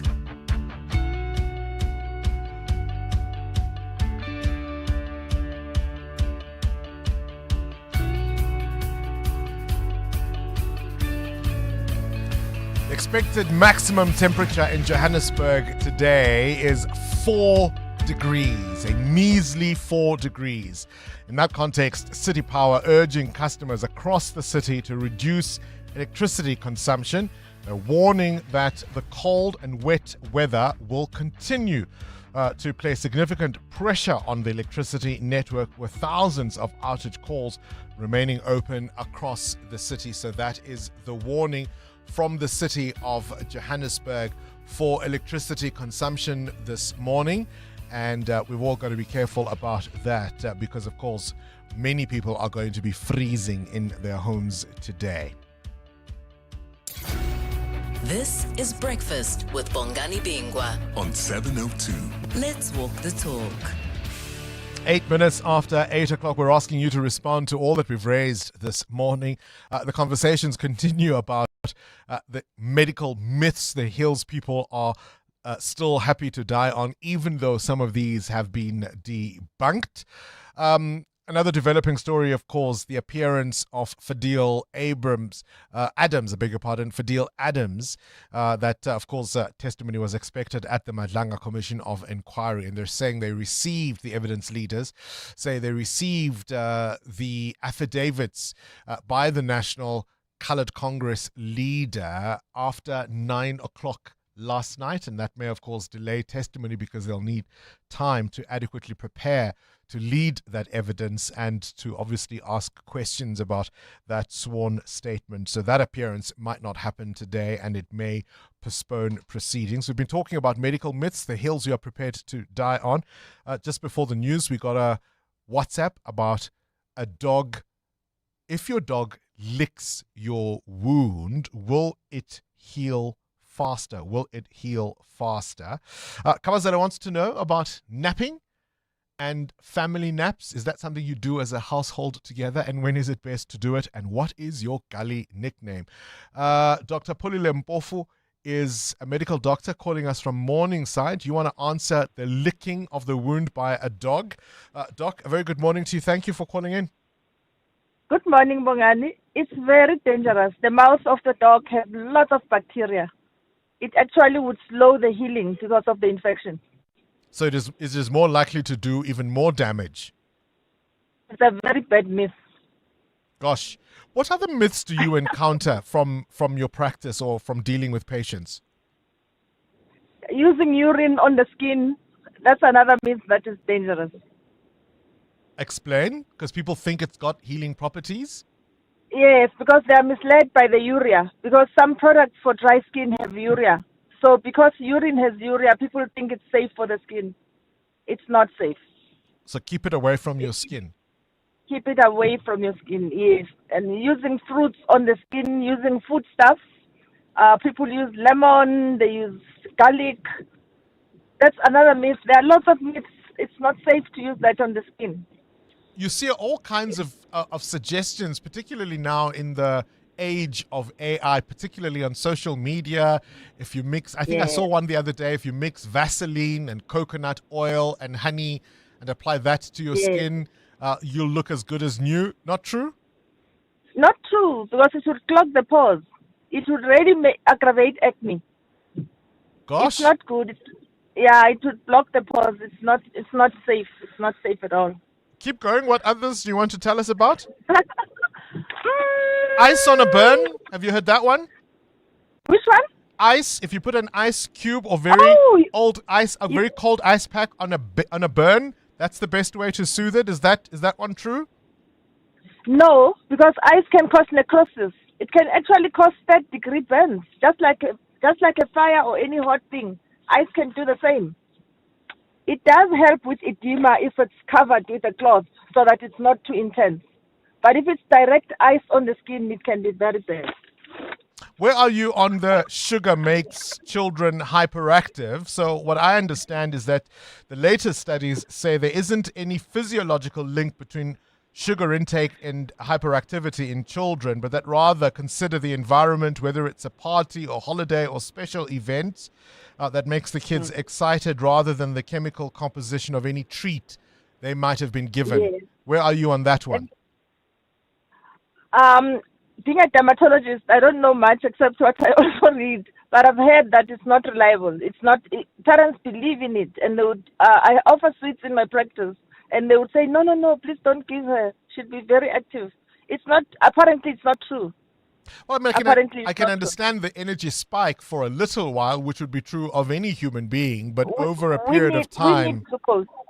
Yes, we need glucose for energy. But the fact that it affects their psyche, there's very little evidence. There's no evidence, actually.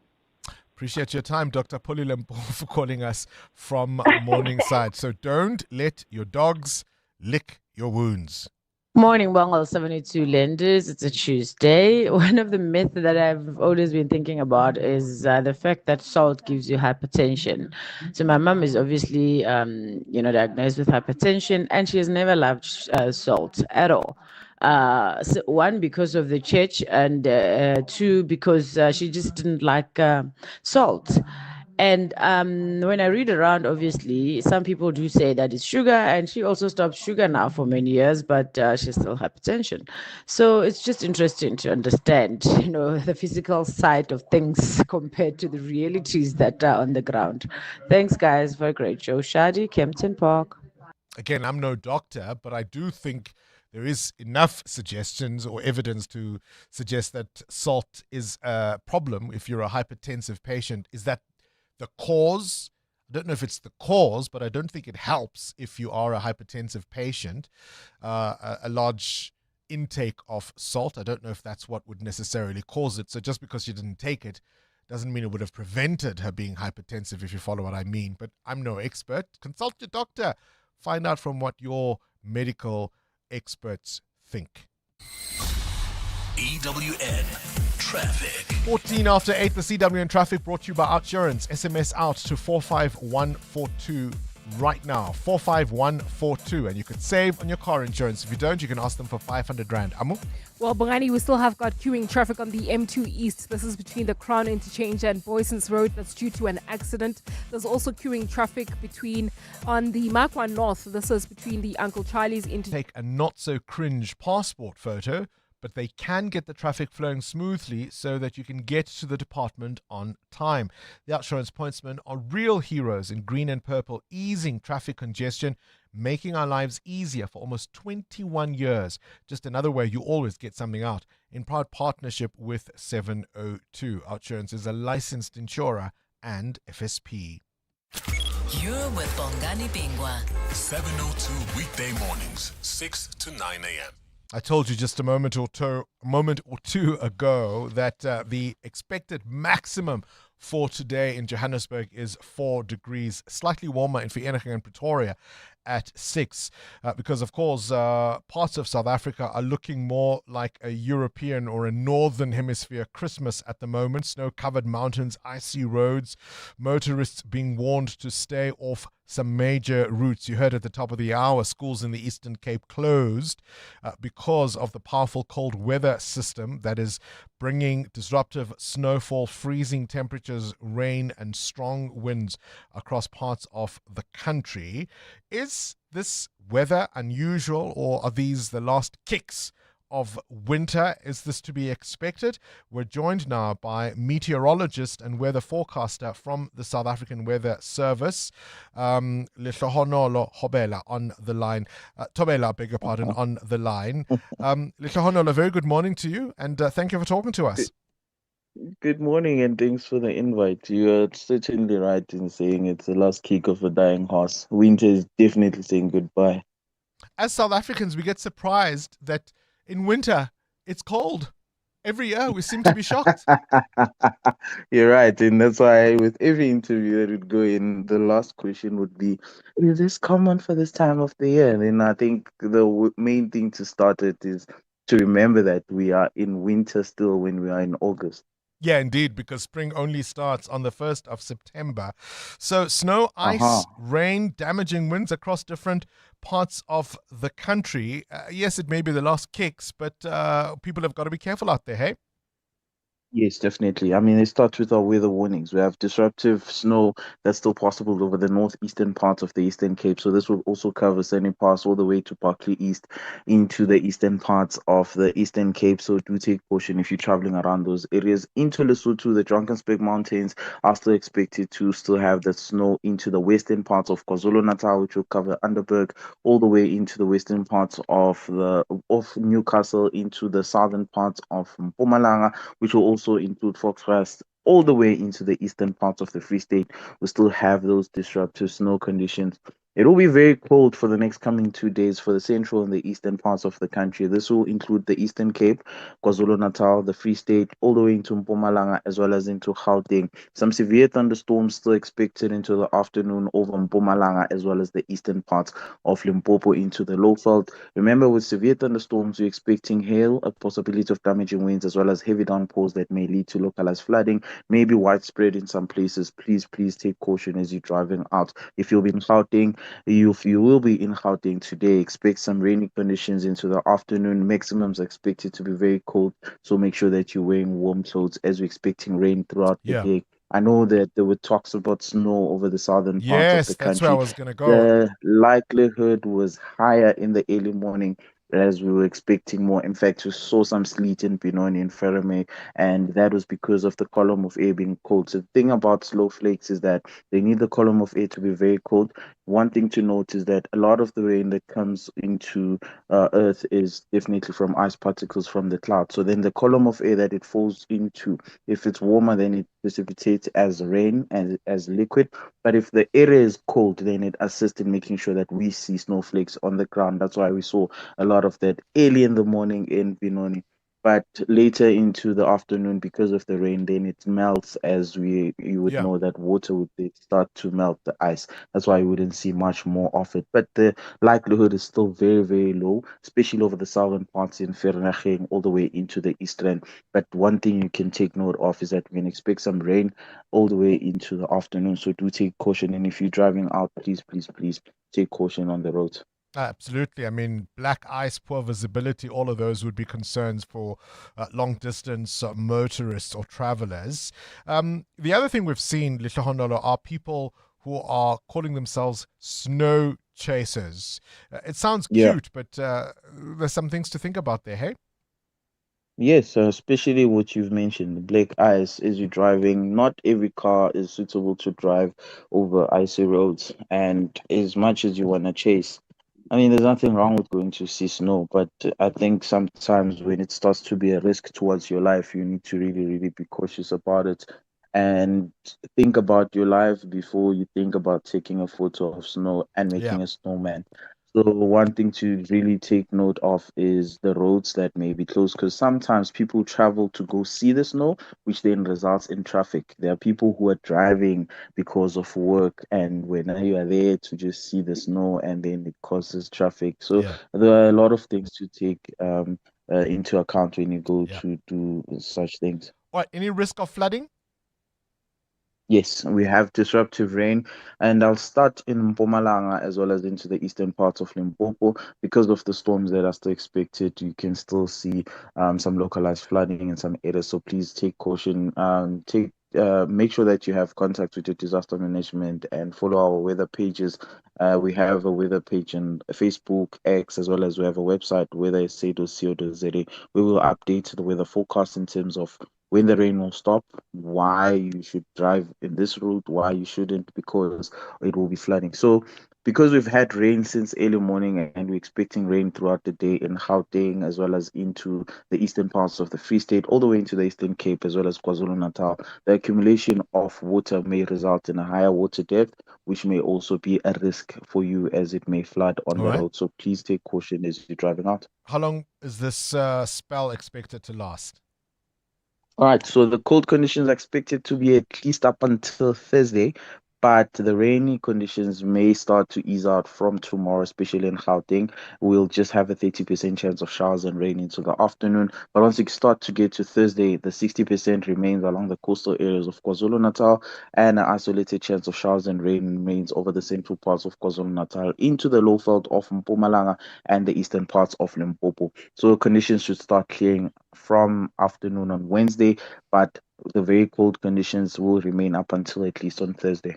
Appreciate your time. Meteorologist and weather forecaster at the South African Weather Service, Lihlohonolo Thobela. The world is moving fast. Consumer mindsets and preferences are changing in real time. AI is creating new rules and timelines are shorter than ever. At Plus 94 Research, we help leaders reduce uncertainty. We deliver authentic, real-time data grounded in proven methodologies and powered by relevant cutting-edge technology. So when decisions can't wait, you move forward with clarity, confidence, and impact. Plus 94 Research, the science of decision making. Since its establishment in 1990, thousands of successful leaders in the legal profession have walked through the doors of the Law Society of South Africa's School for Legal Practice. Not only do we promote professional training, but our lead schools across the country provide training in over 25 learning programs. For the best practical vocational training course for future leaders, come to LEAD. Visit our website on lssalead.org.za. LEAD, your #1 school for legal education. So the other day I get this call from an insurance company. They asked if they could quote me. I said, quote me? I can't remember what I said. But if you're still thinking about it, it must have been pretty good. Mom always said I have a way with words. They just put down the phone. I don't get it. Don't get that insurance. Get Pineapple. It's easy to get and kilometers per hour, but it's the rainfall that's just been so amazing, which is why therefore they have torrential rain, severe flooding and landslides. Adam? I think we've lost our connection there with Adam Gilchrist. Can you hear us, Adam? Oh gosh, not sure what that connection there. Maybe we can try and get Adam on the line, but we seem to have lost the connection. Are we back there? Are we back, Adam? Hi. There we go. I'm in vision. There we are. Got you back. All right. A million people evacuated. We'll pick it up from there. And absolutely, because of the rainfall and the thought of landslides, the risk of severe flooding, the risk of landslides ongoing for another couple of days at least. Transportation's been halted, schools have been closed, businesses closed, 1,000 flights cancelled into Shanghai alone. And here's the one stat that will probably last with you as it has with me, is that in some parts, well, certainly one part of Shanghai, they recorded rainfall of 400 millimeters in a 24-hour period. I mean, 10 or 20 millimeters of rain is plenty. 400 is just seismic. Talk to me about this Irish crime boss, Adam. Yeah, who is wanted in a number of countries, but particularly in Ireland, and has been extradited from Dubai. The UAE doesn't agree to many extraditions. They, generally speaking, don't like to hand people over, but they have in this case because this guy is suspected of being one serious criminal dude in charge of directing the Kinahan crime syndicate, is the accusation, inherited from his father. Daniel Kinahan is accused of trafficking drugs and weapons across many borders to the tune of hundreds of millions of dollars worth of stuff. There are all sorts of other crimes associated with the Kinahan crime syndicate as well. And just to give an idea, he's now in jail and will appear in court again in 8 weeks. And an idea of how serious Ireland is taking this, because even America had a $5 million bounty on his head at one stage. Ireland commissioned and bought a special bulletproof, bomb-proof van just to take him between court and prison. They didn't have one of those before. And a special court of 3 judges has been convened. They don't want a jury taking part in case the jury gets tampered with or threatened or worse. So the 3 judges ultimately will hear the case. This guy is not to be taken lightly. Doesn't sound like it at all. Now, there are many reasons why many of us don't have an AMG, a Mercedes AMG, Adam, but I can't imagine it would have been this one front of mind. No, the metal logo on the seat. So according to 2 and maybe more drivers of Mercedes AMG cars in California, Gabrielle Lahejani and Karandeep Karina, both of them with medical reports to prove it, say they suffered second-degree burns because the metal logo in the driver's seat heated up in the California sun to an extent that it burnt them and they couldn't avoid it, they say. You kind of think a little bit only in California, but there again, there are various parts of a car that get a bit hot in the sun. I'm thinking of my own steering wheel a couple of weeks ago when my car temperature was 48 degrees. But do you know what you tend to do is you leave off for a little bit, don't you, and let it cool down. And I can't believe they didn't put the aircon on. But anyway, you can hear their parents telling them, well, don't lean against that, it's hot. They are now pursuing a class action lawsuit. Maybe a little bit only in California. And it's really not even that big, but hey, they've got the medical reports to prove it, as you say. Adam Gilchrist with this morning's Worldview. EWN Business. All right, if you're from Taiwan, you're a chip maker. These are good times, Mateo Kharipe. Yeah, Bongani, the Taiwan semiconductor manufacturing company reporting big sales jump for July as demand for its artificial intelligence-related chips continued to strengthen. The world's biggest chip manufacturer reported a revenue surge of 14% for July to $14.5 billion. That's 234 billion rand. Investors are closely scrutinizing big tech spending and return on investment as the sector continues to funnel unprecedented amounts of capital into building out AI infrastructure. TSMC manufactures chips for a variety of customers, including NVIDIA and Google's own customer semiconductors. So the Taiwanese firm's sales are closely watched in the industry to just judge the tech sector's demand. The Taiwan semiconductor company expects a 40% growth in revenues for this year. Would you, as the young kids might suggest, say those chips really slap? Slap, yes. Slap chips. Electronics hardware giant NVIDIA, talking of which, raising more cash for its AI systems. Yeah, sticking with those chips, Bongani, NVIDIA says it's partnered with 6 major Wall Street asset managers to launch financing platforms aimed at raising over $500 billion for artificial intelligence infrastructure. NVIDIA has partnered with the likes of Apollo Global Management, Blackstone, BlackRock, Brookfield Asset Management, Goldman Sachs, and KKR. The effort aims to mobilize more than $500 billion in third-party funding for hyperscalers, or better known as massive cloud computing and data center operators, AI labs, and enterprises to build out data centers and acquire NVIDIA hardware. So a big push at the moment for AI. All right, your indicators. Rand has gone a bit flat before markets open at 16 Rand 20 against the US dollar, 18 Rand 70 against the euro, and 21 Rand 89 cents against the British pound. Price of gold at $4,373 an ounce. It's down this morning. Platinum down 0.5% at $1,753. Brent crude now at $88 a barrel. Stephen Grotes with more this afternoon. Straight to the news desk we go. Sfiso Zulu, what do you have at this hour? Thanks, Bongani. Good morning. The South African Red Cross Society is assessing the extent of damage after strong winds tore through the Free State farming town of Koppies. Several homes have reportedly been destroyed with the roofs blown off as severe weather continues to affect parts of the province. The humanitarian organization says they are providing emergency assistance to affected households.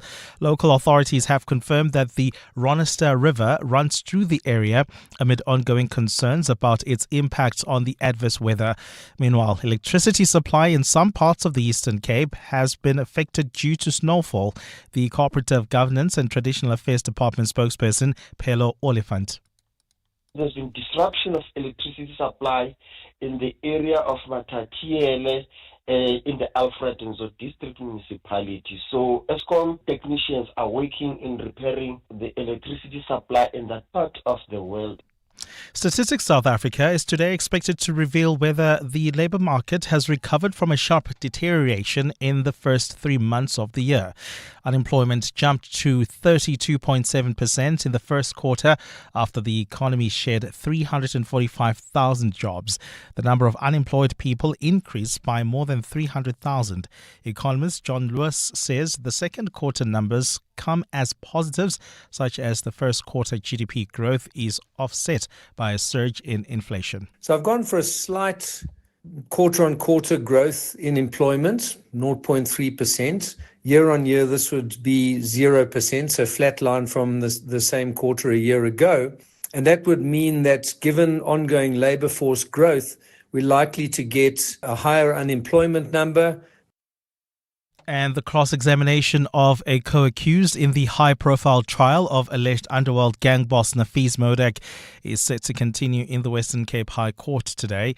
Taufik Brown has denied being the leader of a Woodstock gang allegedly used by Modak to commit at least 2 murders. Brown, known as Bubbles, is one of 14 co-accused in the trial. Carlo Peterson has more. Taufik Brown faces an array of charges linked to the murders of Nicholas Jerskap, Richard Joseph, and the attempted murders of criminal attorney William Booth and alleged underworld figure the late Andre Nordier. A state witness and self-confessed hitman who can only be identified as Mr. A previously testified that Brown is the leader of the terrible Westsiders gang in Woodstock. Mr. A told the court he was a gang member and took instructions from Brown to commit murder on behalf of Modak. Brown has admitted to being part of the gang, but insists he was never the leader. Prosecutors are set to continue questioning Brown today. Carlo Peterson, Eyewitness News. A cold Tuesday for Gauteng with scattered showers expected today. The temperatures are at lows of 3 and 4 degrees, peaking at highs between 5 and 8 degrees.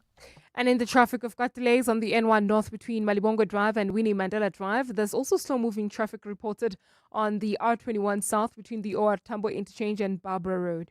The top story this hour, the South African Red Cross Society is assessing the extent of damage after strong winds tore through the Free State farming town of Koppies. The Midday Report. Weekdays, 12 to 1. Is there anything particular that stands out for you in terms of the strategy that is different to what you've tried before? Of your planned strategy to resolve some of these issues, what's different this time around? There are different challenges. For instance, we must hire teachers. We will hire teachers. So we must build 200 schools. We are doing triple Ps. It will take a bit of time, but we will build those schools, and then we can be able to reprioritize the budgets and all that. The Gauteng Education MEC, Lebogang The Maile. Midday Report, With Mandy Wiener. 12 to 1 on 702. 702. Your business needs new premium mattresses, but do you have the cash to fund it? Before you compromise on the core items your business needs, have you looked at saving? Maybe on your business insurance. Switch to OUTsurance Business Insurance and you could get a massive 20% discount on your business insurance premium. For guest houses, boutique hotels, catering companies, tour operators, and all other businesses. Visit outsurance.co.za or call 08600 60,000 today. OUTsurance is a licensed insurer and FSP. T's, C's, and information online. To walk the talk is to turn words into meaningful actions. And it's what we at 702 are committed to doing every day. We're also committed to following the rules set out by the Broadcasting Complaints Commission's Code of Conduct. To give you balanced programming, fair comment, and accurate news. But if we stumble along the way and you feel we're not living up to the code, let us know on comment@702.co.za. And if after that you're still not happy, you can direct your complaint in writing to the Broadcasting Complaints Commission, PO Box 412365, Craig Hall 2024. For more, visit bccsa.co.za.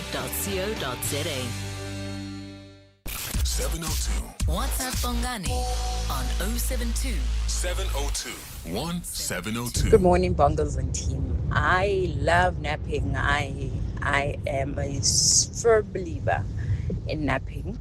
I don't do it as a family. It's difficult. We have a toddler, so it's difficult to do it as a family. And when she's napping, you want to do as much work as you can before she wakes up. But I love napping. Sunday afternoon after church. Ooh, oh, those are beautiful. I love it. Saturday, not so much, but on Sunday naps are heavenly. Hi, Bongani and 702 Landers. I am a napper. I love napping, especially Saturdays. If I don't have to do anything, Saturdays is the best time of my life. I'm crossing my fingers during the week that nobody dies, nobody invites me anywhere. And even if I go to a funeral, my mind is I need to go back home and nap because I love napping. If I don't have to do anything, I just want to be in my bed. And yeah, I find that people, especially my partner, sometimes he doesn't get it. But yeah, I love napping. We are from Boxback. Thanks, bye. Good morning to you, Bele and Gabazela. Flores from a beautiful Western Cape. Yeah, I can openly say I'm a napper, especially Sunday afternoons, half an hour after the big lunch. No. I believe in my nap. And let me tell you, it keeps me young. I don't even look my age because of taking that power nap. Yeah, Saturdays is for living.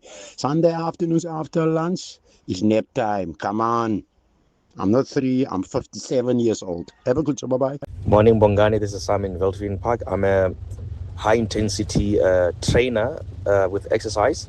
And part of what I recommend, and which is I monitor as well with my students, I do karate as well. So what I do, I teach, and then after class, you need to show that you have had at least 2 hours sleep on a Saturday after the training, so that because we believe in the 8 pillars of holistic wellness. So that I monitor as well. So they've got devices, and I need to monitor that you've been sleeping enough for the week, and that is part of what we do. Thank you. You know what? Because of napping, my friend, sitting with 8 children now. So I decided no more napping. I'd rather go do walking and hiking. Thank you. Anonymous. We're talking about napping. Kabazara wants to know, do you do it as a family? When do you find time to do it? And have you found that it makes a difference to how you feel, your energy, and your overall well-being and outlook? EWN Sports. Cindy Paluta, I mentioned that because of the hours that we work and the unusual schedule, I think for most members of the team, if you can squeeze it in, it's a good thing to do, to nap. Absolutely. And I remember John Robbie always saying that 3 o'clock in the afternoon nap was crucial for him if he wanted to function. And I think it's just part and parcel of these hours that we work. There are days where I can go without a nap, but I've definitely trained myself as well to have a 15-minute power nap. At least 50 an hour or thereabouts. 15. 15? I thought you said 50. No, a 15-minute power nap. I find if I have anything longer than 15 minutes to half an hour, I can't. If I roll over after 15 minutes or half an hour and I go back to sleep, then I feel actually more exhausted with the 15 minutes. Wow. And that's something I started in my student days, a 15-minute power nap. Okay. Well, I'll tell you what, who won't be napping this evening are the Sharks. Nor the All Blacks. Seamus, is going to be an exciting one. I mean, I don't envy anybody on a sports field tonight, but the All Blacks are playing the Sharks in Durban at 7. Sharks are without Springbok Vincent Chituka, who has concussion, replaced by Dion Slabbert.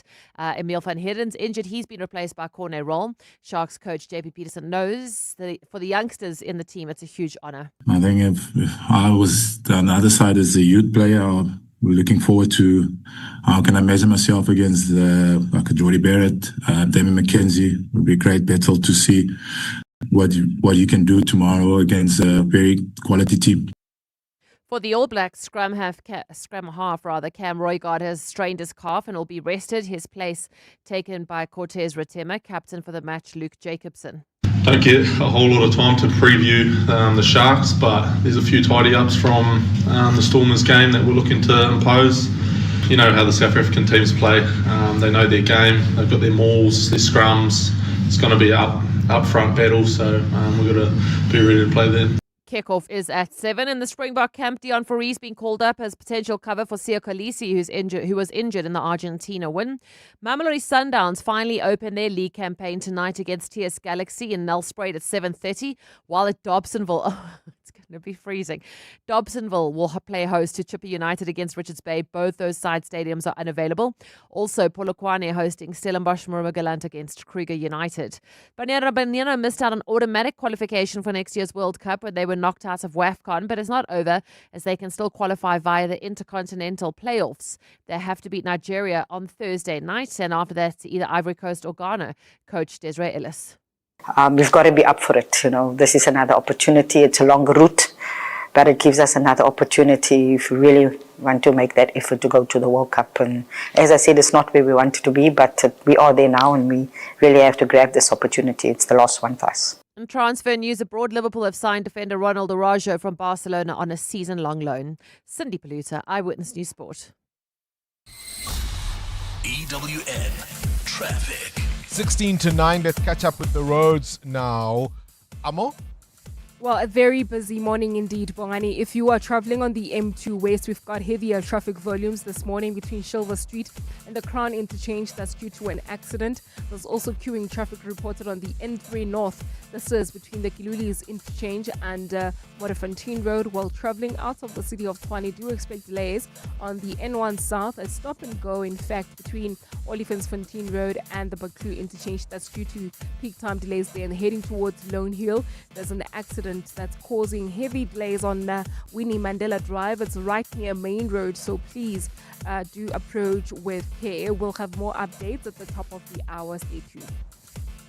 There's more EWN on air, online, and on the EWN app. You're listening to 702 Breakfast with Bongani Bingwa, brought to you by BCX, technology that helps organizations move forward. You feel it long before it hits, the rumble of something big. That's 10Bet, where the stakes rise and every online game hits like lightning. Deposit 50 Rand or more and get the welcome offer package of up to 5,000 Rand. Join now at 10bet.co.za. 10Bet is a licensed betting operator and supports responsible gambling. No persons under the age of 18 shall be permitted to bet. Betting can be addictive. Winners know when to stop. South African Responsible Gambling Foundation toll-free counselling line 0800 006 008 or WhatsApp help 076 675 0710. Peregrine Capital presents Brian Habana's Count to 100. In my journey to 100, it started with my first cap, then my second, 10th, 50th, 90th, 99th, Brian Habana, his 100th international test. You get to 100 one decision at a time. For 28 years, Peregrine Capital has applied that same discipline to turn 1 million rand into 100 million. Peregrine Capital. Invest in performance. An authorized FSP. Past performance non-indicative of future performance. T's and C's apply. Coming up on the Clement Manyatela Show on 702. Clement Manyatela in the hot seat this morning between 9 and 12. Clement, I suspect you've had to do a little bit of rejigging this morning. Yes. I would have expected you to focus a lot on the Madlanga Commission. I saw a TikToker saying, if you didn't take leave today or kill off a relative, because that's how explosive he expected the Commission's proceedings to be. I'm afraid it's not happening. Fadil Adams, not Well, today. it looks like he will be there, but it will be a brief appearance because the commissioners or the evidence leaders are going to They need time because he sent out his affidavit, his statement late after 9 p.m. last night. And yes, we were supposed to go live to the Madlanga Commission to listen to the testimony of Fadil Adams. So what we're going to do now is check who is on the hot seat. If it's still an official from IDEC or a new one, we'll still take you there live. Otherwise, we'll find other things on the show. At 10:30, we're going to have a conversation with Salga as we prepare for the upcoming national elections. We'll be bringing you a series of these conversations every week as preparations are underway in municipalities across the country ahead of those elections in November. And today we'll be focusing on democracy and how you can be involved, even in your own local municipality. At 11 o'clock, we'll do our World of Work feature. Today, we're discussing how to protect ourselves in the workplace. So when you witness irregularities or you pick up some corruption in your workplace, how important is it for you to keep paper trail? We heard from Advocate Ramsemi from IDEC and how when she didn't agree to something, she put it up on paper. So someone is going to join us to tell us how important that is. And then we're going to do our health and wellness feature as we wrap up the show at 11:30. And today we'll be learning more about the rotavirus. What was it? Is it all about? And how do you manage it? All right. All of that riveting conversation on the Clement Manyatela Show between 9 and 12.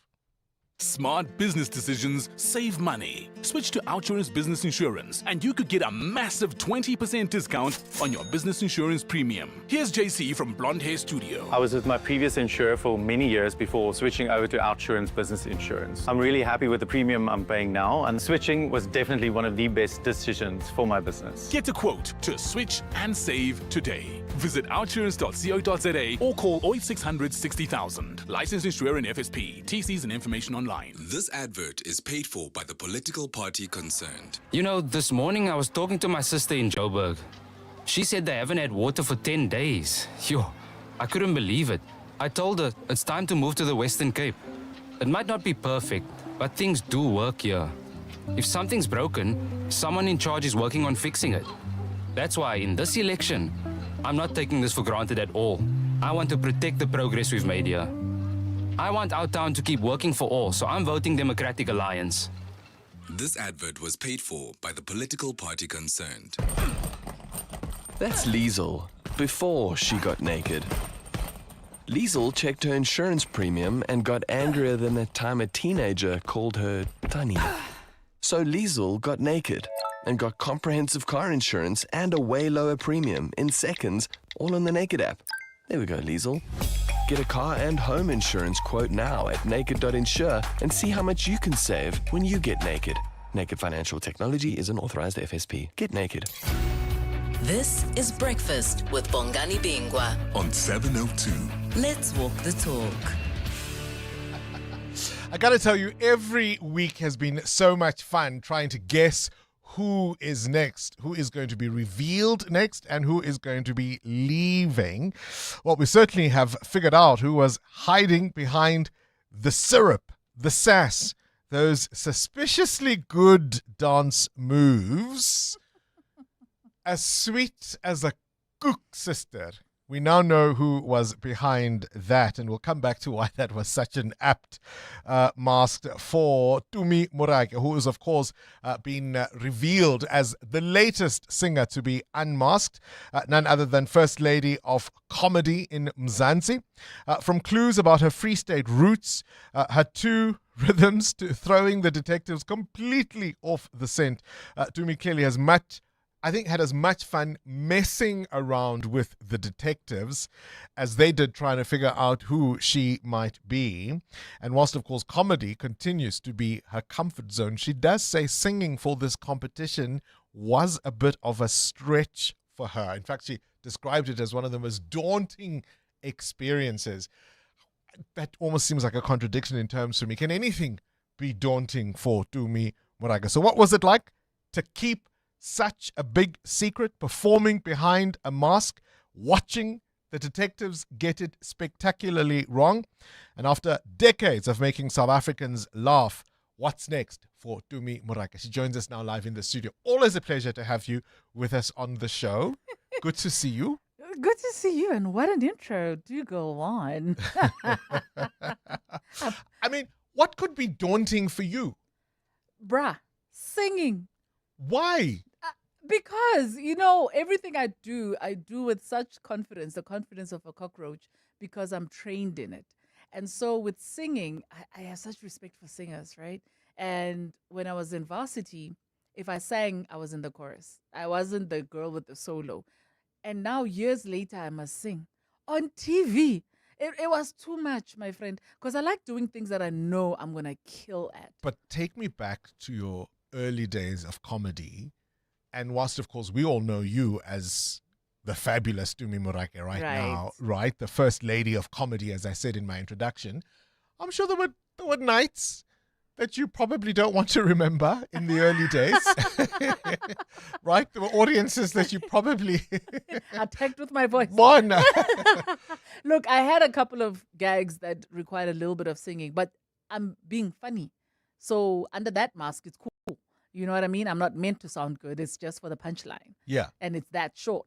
So here it's like, do the thing, commit to the song, dance to the song, and at least don't have the audience vote you off because their ears hurt. Let it be because somebody outperformed you, Can you imagine how humbling it is when you think you can sing and you still get voted out? Listen, I was surprised to not leave after the first one. I was just like, listen, I'm here for the vibes and to play in this costume. And it's not a thing of teams. You didn't have confidence. Of course I do. But I'm a fan of the show. Yeah. And I was like, I don't know, How did you choose the songs? It had to be music I love because I was about to do something that's completely out of my comfort zone. Yeah. So the first song I did was Whitney, I'm Every Woman, because I knew I can play. And I was hoping that I would also kind of emotionally blackmail the women into voting for me. And then with Rihanna. Don't Stop the Music, right? Listen, Riri has been depriving us of a new album. So I was like, 2016 bruh. was the last time. So I was like, let me go jam with a young Rihanna, but also because it's got that, it's got Michael Jackson's. Yeah.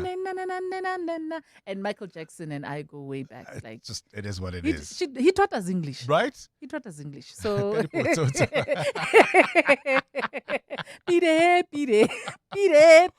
All right. One of the things you talked about was having two rhythms. What on earth does that mean, actually? I think, I'm trying to remember why I did that. I think I was talking about being an actor and being a writer, because I'm an actor, I'm a writer, I think that it had nothing to do with your dancing ability and two left feet. Because I was thinking two left feet. Me. Did you see me move? Bongani, nice try. If there's one thing I can say with confidence, I can dance, guys. So Mizi will tell anybody I can dance. So at least you're not a Whitney Houston in that sense. No, darling. Even just singing that song, I knew I'm stretching it. Yeah. How much fun was it to mess with the detectives' minds? Because at your level of the game, I mean, you are friends and friendly at least with, in fact, all the judges, I would expect. So these are your pals, and you would expect them to figure it out in some ways. Yeah, and what's terrible is also I'm an open book, right? I think just about everything about me is Googleable. And you've written your book And I've written about, my book. about who you are and your background and your story, yeah. So I knew Somizi will know who I am from the jump. And purely because even from my movements, I mean, Somizi's choreographed a thing for me before. I've shared a stage with him where I danced with him and kind of sang, but not really, but he did. And so I knew from the jump. I thought Skumba will know it's me just because of the amount of time we've spent together on as the comedians, road doing comedy. Yeah. So with him, I was going, is he messing with me? Is he acting like he doesn't know who I am? And then maybe in the end he will. And then I realized, oh my gosh, He doesn't. He's doubting himself because he knew at some point he was convinced it's me. But I think the fact that I was singing decently and he's never seen me dance. I know that because I avoided twerking. I've twerked too much on stage. I'm like, anybody's going to spot that and be like, I know those Boda. Yeah. And then so I was like, no, I'm not twerking. So I don't want them to know. How much fun is it to do something like this? And I suppose behind a mask, it also means you don't have to take yourself as seriously. Yeah. It was a big step up from when I started out before I went into my professional work, where I used to be like, those giant animals at malls entertaining kids at Christmas. So I was like, that was preparing me for this moment. Being a mascot. Yeah, being a mascot. I really enjoyed moving and also using my drama degree finally. Okay.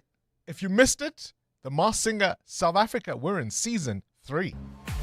It's getting late. I'm making my way over to my favorite place. I gotta get my body moving, shake the stress away. I wasn't looking for nobody when you looked my way. Possible candidate, yeah. Who knew that you'd be up in here looking like you do? So, one of the things we love doing is having a bit of fun with our guests, because we want to know a side of you that perhaps we don't often get to hear about in your regular interviews. And so we have a bit of fun with rapid fire questions. We want you to answer as quickly as you can. First thing that comes in your mind, without doubt or hesitation. We want you to answer these questions for us. I want to know from you, Koek sister or milk tart? Oh, Koek sister. Early mornings or late nights? Late nights. Comedy or serious drama? Serious drama. Radio or television? Radio. Your favorite Masked Singer detective? So easy.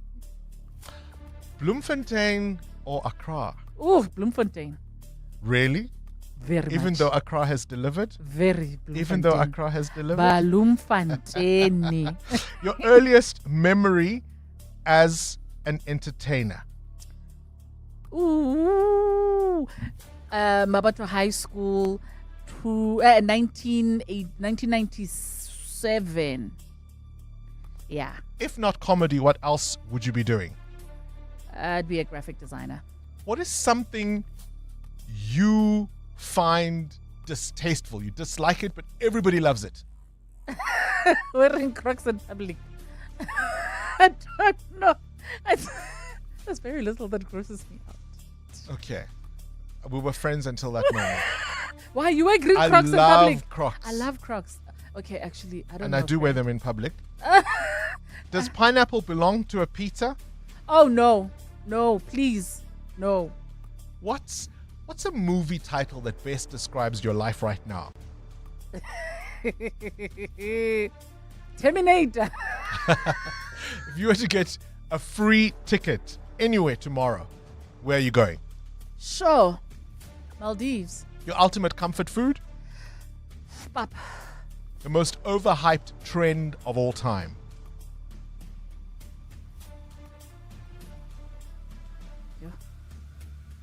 Yo. The Spice Girls. You know those big shoes, those platform shoes, we call them the Spice Girls. Most useless talent or party trick you have?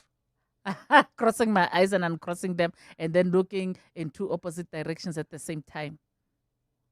I was going to ask you to do it for our I YouTube will. listeners. I will. Watchers, I will. viewers. I will record it. Ne?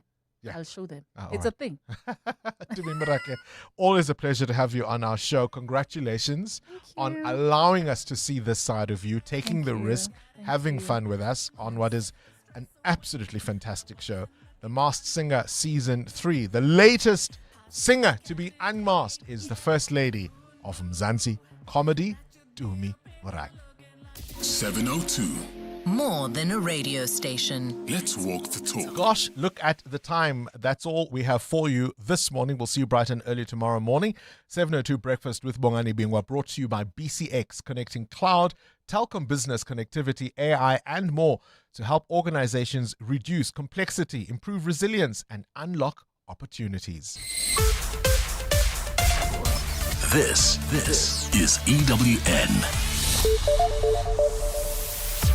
Good morning, I'm Sfiso Zulu. We begin with breaking news. 14 suspected illegal miners have been found dead at an abandoned shaft in the northwest.